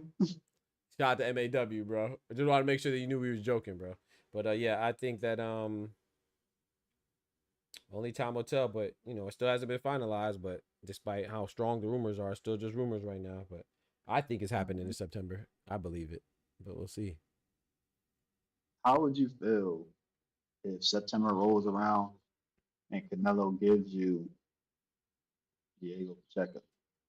I'm not mad at that. I don't think Diego Pacheco's ready, despite popular belief. But I'm not mad. Like I said, you know me, bro. I don't think that this fight has to happen. You know what I'm saying? So if it doesn't happen, I'm not disappointed. It's well, this is a little bit more of a fantasy fight, so it's not like Tank and Shakur. But I was gonna say similar to Tank and Shakur, my feelings that if Tank and Shakur doesn't happen, of course I'll be like, dang, I'll be more disappointed with Tank and Shakur not happening than Canelo and Crawford because I think Tank and Shakur should happen, and it's a unification opportunity. But even if let's just say, the point I was making that I'm not the type of person that if one fight doesn't happen, oh, I'm like super disappointed and sad about, man, I'll just watch something else. There's so much boxing going on that, yeah, of course I'll be a little disappointed if Canelo, if Tank and Shakur don't fight, or if Crawford and Canelo with all this hype doesn't actually come into fruition. But if it doesn't happen, I'm not tripping. No, me personally, I'm not. It's not a fight that I only was interested in it because I'm intrigued by the fact that Terrence Crawford thinks that he could do it, and the fact that I believe that he could do. You know what I'm saying? He's such a phenomenal fighter that I believe that he thinks that I really believe that he thinks he could win. And I think that he has a chance to win because he thinks he could win. But it's not like a fight that I was like looking forward to, you know what I'm saying? So I can't be disappointed in something that I wasn't really looking forward to in the first place. At least not for me. That's understandable. Yeah, so no, I want to be tripping. Nah. But be honest too with the Diego Pacheco, like you asked, I wouldn't be disappointed because while I don't think Diego Pacheco is ready for Canelo, I don't know who else is at 168 that Canelo could fight that's more interesting than Diego Pacheco. Because, I mean, to me, the second best fighter at 168 is Caleb Plant, but Canelo already beat him. So, I mean, unless Jamal Charlo comes back, Christian and Billy, I think Diego Pacheco's better than him right now after the last performances. Edgar Berlanga, Jaime Munguia, Canelo already beat both of them. I guess Osley Iglesias, because Benavidez and Morel, they're at 175. So we'll see. I mean, or William Skoll, I guess, because he's a champion, maybe get undisputed again. But even that, to me, that's kind of watered down. Getting undisputed in the same division again, to me, is not as impressive as getting it, first time or in a new division. So Yeah. Unless you like add a weight cap at heavyweight. yeah, exactly. Thank you for that exception. Exactly, unless it's heavyweight. I got one more question before you get us out of here. All right. I see that Dub is in the comments. Appreciate it, Mike. Hey Dub, if you can hear me, who was it that's in the UFC that David Benavidez slapped around? Oh yeah, you asked that earlier. Bud once said Someone was talking about he wasn't there. Huh? I think when we was talking about Yeah. that You day said before and Winter Dub wasn't here. 16, he Yeah, I wasn't remember. there. Yeah. I remember. Yeah, no, I'm saying that's a good question. I remember you asked that. Yeah, when he wasn't there, right? He said, Bud once said the highest he can fight would be 154. He said that when he was 35 to think he is fit to fight at 168 and win is far fetched. Yeah, I agree, Villain Mike. Like I said, I think that I just out of the strength of who he is, 41 fights, never lost, 2-time undisputed. I got to give him the benefit of the doubt, me personally. But yeah, I definitely going with Cinnamon. I think he wins. But it's like Naoya Inoue. Like, do I think Naoya Inoue? Let's say, what's a comparable weight jump for Naoya Inoue? I'm gonna say 3 weight divisions because I know Terrence Crawford is a belt holder at 154, but I still see him as a 147 pounder. I still see him as a 147 pounder. So let's say Canelo fighting Crawford is like Tank fighting Inoue. That's like a 3-pound difference, right? Not 3 pound, 3 weight division, right? 122, 126, 130. Yeah. So let's say, like, do I have, me personally, am I going to give Inoue the benefit of the doubt of making it a good fight? Yeah. But do I think he's going to win? Hell no. I got Tank smacking him, you know? But I don't really want that fight. But if it happened, if Inoue wanted that fight and they agreed and Tank wanted that fight, then I'd watch it. And I would give Inoue a chance, but I think Tank beats him. And just like in Crawford and Canelo, I'd watch it and I'd give Crawford a chance, but I think Canelo wins. That's just my opinion, though. I feel like even with that, one at least is a little bit more believable than the other. Which one's more believable to you? Oddly, the Bud and Canelo thing I agree. seems more 1,000%. believable, 1,000%. even though the weight proximity is closer with the others. Yep. 1,000%. I agree with you. W asked a good question. That's something he wanted to find out next time on Dragon Ball Z. Yeah, Dub selling, bro. Dub, Ty asked about, maybe he didn't hear you, or you might be busy. But for to take a well-paid, you feel me? Yo, gang, question: if Canelo and Tank retire end of this year, who do you think is most likely to rise up to be the next cash cow face of boxing? Ooh, that's a good question. The way it's looking, I'll have to go with Bam. People put him on. I mean, shit. He's number 6 right now. He's already above Canelo. if you let people tell it, let the Ring magazine tell it. I feel like Bam is he's clearly getting pushed. So and I'm not saying that's a bad thing. I think he's good. Bam is good, but yeah, I got to go with Bam. Bam is number 6 off of being a 1 belt holder, and I know he won some belts at 112 as well. But he's a 1 belt holder right now. He has 2 undefeated champions in his division, in Fumulele Cafu, the South African fighter, and Fernando Puma Martinez, the Argentinian fighter, and they have him at number 6 on the pound for pound list. Fuck out of here. So it got to be Bam. Oh, I don't even know if there's any other right answer. I feel like Bam would be in line, but if those 2 guys would leave right now, for the next 5 to 8 years, it would be a new way. That's a good point. And I got Inoue beating Bam because I feel like the pressure between who is really on top, they're going to force that fight. Me too. Oscar said, "Yeah, get out, bro. I'm getting off, bro." Yeah. See, now y'all bull jiving. He said Nick Ball, bro. Okay. The only pushback I would say with Inoue is that, and it's the same pushback I would have with Bam, is that they're just the smaller weight classes. So I don't know how much people will pay attention to be the face. But that to me, that's the only hindrance to Bam and Inoue would be the smaller weight divisions. Nick Ball said A side is crazy. I got like another 7 years, to be honest. Yeah, now you're right. Yeah. I mean, because who else? I'm trying to think. Who outside the little guys, the smaller guys, no disrespect. Who, maybe Jai Apataya? Who else? Like his age is going to be a problem. Yeah. It'll have to be immediately. Yeah. I'm trying to think. With Jai, I can't see the fights, or unless he goes up to heavyweight and just runs through shit. Exactly. Yeah, he has to go up to heavyweight. I agree.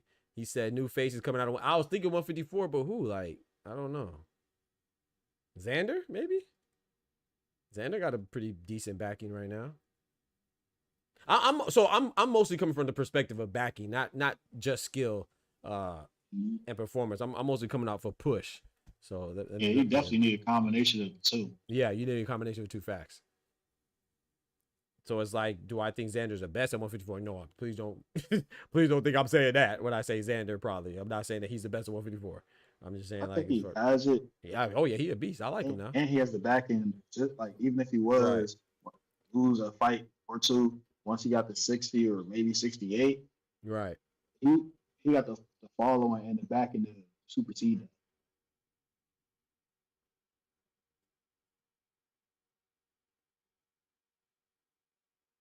Yeah, Or I at mean, least if nobody I'm else thinking. Yeah, I'm trying to emerges. think. Yeah, no, I'm trying to think. That's why I was quiet. I was trying to think. I don't know. Yeah, that's a good one. Yeah, I think maybe Xander. Yeah, I would go with maybe Xander. I mean, hey, speaking of losses, you know what I'm saying? I mean, Canelo's facing, he only lost to who? Who'd he lose to, right? Floyd, right? I'm talking about before Bivol, and Floyd was considered the GOAT, so we were okay with that. Madrimov, what if he goes on a crazy streak and he only lost to one of the guys that's top 3 pound for pound or one of the current GOATs, you know what I'm saying? And Terrence Crawford. Maybe if Madrimov could be pushed, he has Eddie Hearn, right? Arguably one of the best, if not the best promoter. He only lost to Terrence Crawford. If he goes on a crazy run at 154, hey, you never know. I mean, I don't know. Look what Triple G did. like They already Madrimov. call him Little Triple G, right? They already call him Little G. So He don't got maybe. that aura like G though. I don't think so either. I agree. But maybe he It's can like a get that. couple boxes you gotta check for that. Yeah. But if he goes on a Back run at end, 154, if he beats Virgil resume, Ortiz, Bakram, and bravado. hey, I don't know. I was just thinking about what Oscar said coming out of 154. I don't know.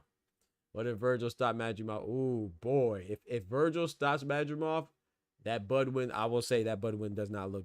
Now I would accept the critiques on that Bud win over Madrimov. Right now, that to me, that no matter how unimpressive he looked, I thought that was a good win, especially considering the circumstances, undefeated champion and his debut at a new weight. But if Virgil Ortiz stops Madrimov, then it doesn't look as good. So then I would accept the critiques. That's a Depends good on how he question. stops him. I don't know, man. If he stops, I can't even see him stopping him in a less If they go to devastating war fashion. and it's like a late stoppage and I like see it's what one you're of saying. those fight of the year candidates, Right. I'm not going to sit there and like hold that Yeah. against either guy. That's a good point. But if he runs through him like Tim Zoo got done, oh yeah, niggas is on far watch. We know styles may fight, but the power would be questionable. Yeah, I got Madrimov beating Virgil Ortiz though. But yeah, if he whoops him, oh man, if Espinoza goes on a crazy ass run, he could be something similar to Tank. One runs through 126, undisputed on 130. I think people will have to pay attention. Does he have the charisma? I don't think so. Not trying to be harsh on Espinoza, Yeah. but even now it's just like he don't got the bravado or stand. Now his own promoter's trying to force him out of the division in favor of somebody else. If he really had that clout or that type of favor within top rank, we'll be trying to pressure him to do shit. They've been fed him shoo. Yeah.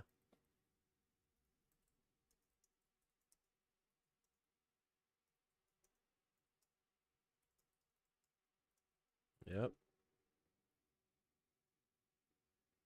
I can't even put my guy Boots in that category because again, it's like all right, yeah.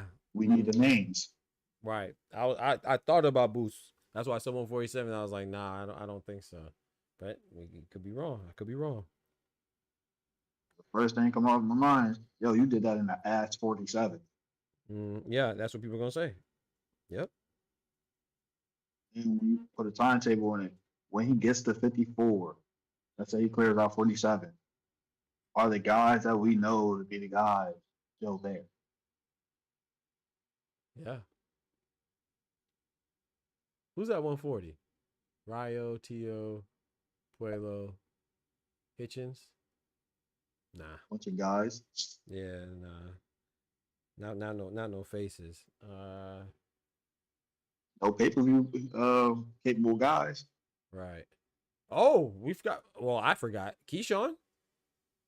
135. If Keyshawn beat Burinchik and if Tank retires, like that was the question, right? The stipulations on the questions were Canelo and Tank out of there. I can see it, but I got one caveat. What's that? He got to pull a Floyd and go beat up on Zab. So Shakur has to go down. Yeah. I forget. Yeah. That's the only way I see it.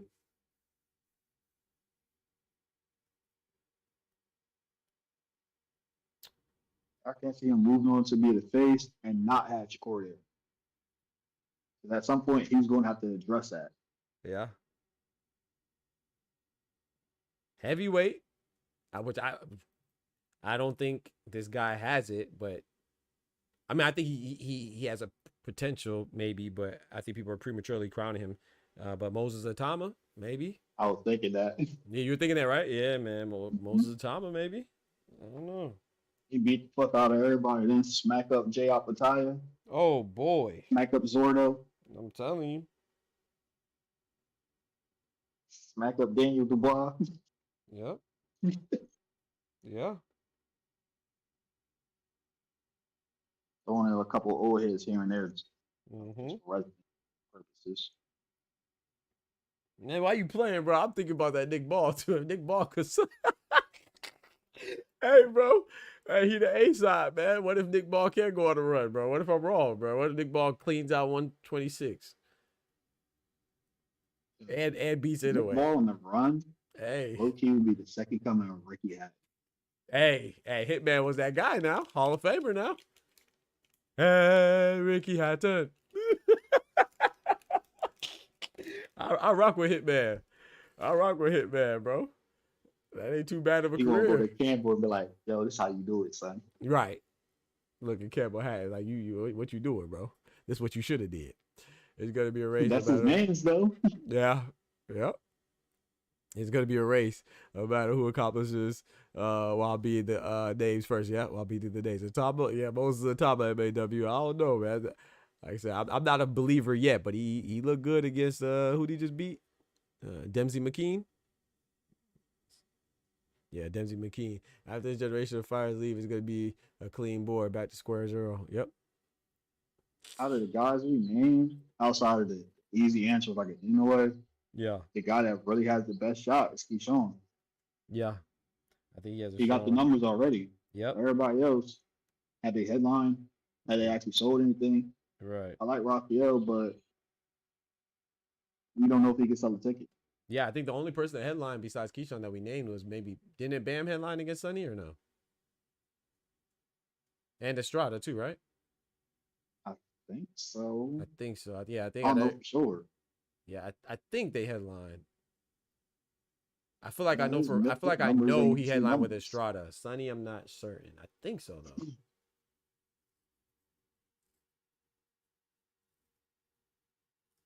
Now he didn't But headline Tupac's against. name is like, all right. He didn't headline in his last one against Pedro Guevara because I was on the Boots card as Mhm. co-main. But I believe Juan Francisco Estrada, he was a main. I think so. But For Sonny and Estrada, I think he did headline. yeah, I think But so. when I look at the numbers for it, it's like, can I say that was true numbers for him or numbers for the matchup? Yeah, nah. I mean that's a good point.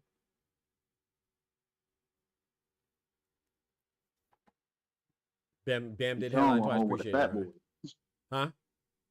Keyshawn went home to a fat boy that's from Yeah, Argentina. Gustavo Limos, who just came off of a loss to Richard Hitchens. Yeah, that wasn't a big like notable opponent. So no, that's a good point. And he's about to headline again, and this time Jared Anderson's on his undercard. So this should be, in theory, this should be even bigger because he's going for a title, his first title shot. You know, headlining, and then you got Jared Big Baby Anderson on the undercard against a Greek fighter, Callias, and then someone else is on the undercard too, right? Someone else.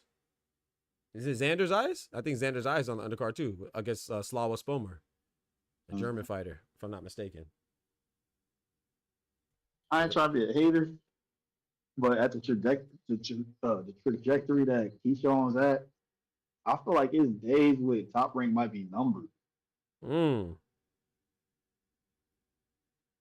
do you think you're going? Matchroom? Somewhere else, but their track record with stars, especially when it comes to once you make it past a certain, guaranteed purse threshold, Yep. they not paying that. Nope. Once you get to that 3 million thing, like 3 million a fight, yeah, like the options you have at fights is kind of slim because Bob ain't trying to pay that money out to get you comp. Nope. I ain't lying, man. But shit, yeah, bro. I'm about to go ahead and slide, man. Give me some food in my stomach, bro. I appreciate you Alright, joining, Doc. man. Shout out to Ty for the fact check too, man. That was a hell of a fact check too. I promise, I would have put that. I'd put my last dollar that put a rehydration cause of Canelo. That was a hell of a fact check, my brother. Appreciate it, man. I was holding that like Yugi Moto with the trap card. Yeah, bro. I did not know, bro. I don't know why I thought that. I definitely thought that. Shout out to Floyd. But yeah, man. All right, my brother. Appreciate you pulling up, bro. Catch you in the late show, Lord willing. All right, bro. Shout out to my boy Big North coming through, man. Shout out to Oscar. Shout out to everybody coming through, man. I appreciate y'all, man. All the mods. It's definitely all the members, man. Shout out to my boy Ryan for reading up on the membership, man. It really means a lot, bro. God bless you. And advocating for people to become a member. That means a lot, man. Shout out to Ty for pulling up with the fact check and all that good stuff and bonds. Shout out to my boy Dub dropping the $2 on the chat. Throwing the graffiti on the chat walls. My boy Green Villain Mike with the $2. Dropping that bread, that cheese, that butter. And the biscuits, you know what I'm saying? So I'll be back on later for the late show. Late shows at 7 p.m. Eastern Standard Time. The morning shows at 8 a.m. Eastern Standard Time, Monday through Friday. You know how we do. I appreciate y'all coming through for real, man. And enjoying this boxing talk with a young brother, man. It means a lot, man. And salute, hey, man. Salutations to you as well, bro. Salute, Mike. Salute. MAW, appreciate you, bro. Not too much on Andy Cruz. What happened with Andy Cruz? Andy probably got more than one son. Dash crazy. Pugilism. Shout out to pugilism. Yes, sir. Don't forget to smash that like button. Al Booger in the building, man. Al Booger, you got to pull up on the Discord one of these days, man. No pressure, though, brother. No pressure. You know what I'm saying? I feel like you got a lot of good stuff to say, man, you know? Yeah, Manza. Shout out to Manza Musa, man. That's my guy, man. Manza Musa think there's pressure, man. That's my guy, man. Ain't got no pressure on my boy, Manza. That's my guy, bro. You just got to tighten up. Ain't nothing wrong there. You know you my brother, man. I ain't worried about no freaking disagreement in regards to the monster or anybody else or Tank. But yeah, man, I appreciate y'all, man. What made you say Mansa Musa lurking? Oh, in the you see him in the Discord. It's love. Hold on. It's love.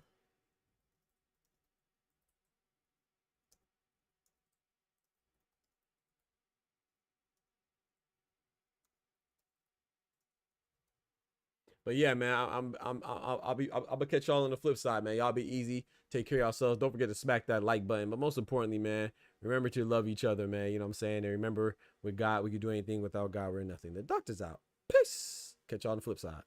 From the hood to college, both worlds they had to meet. 6 degrees between us, so cold, we're about to freeze. But we're Florida boys, hot takes, we bring the heat. We're moving the culture, the engineers to the streets.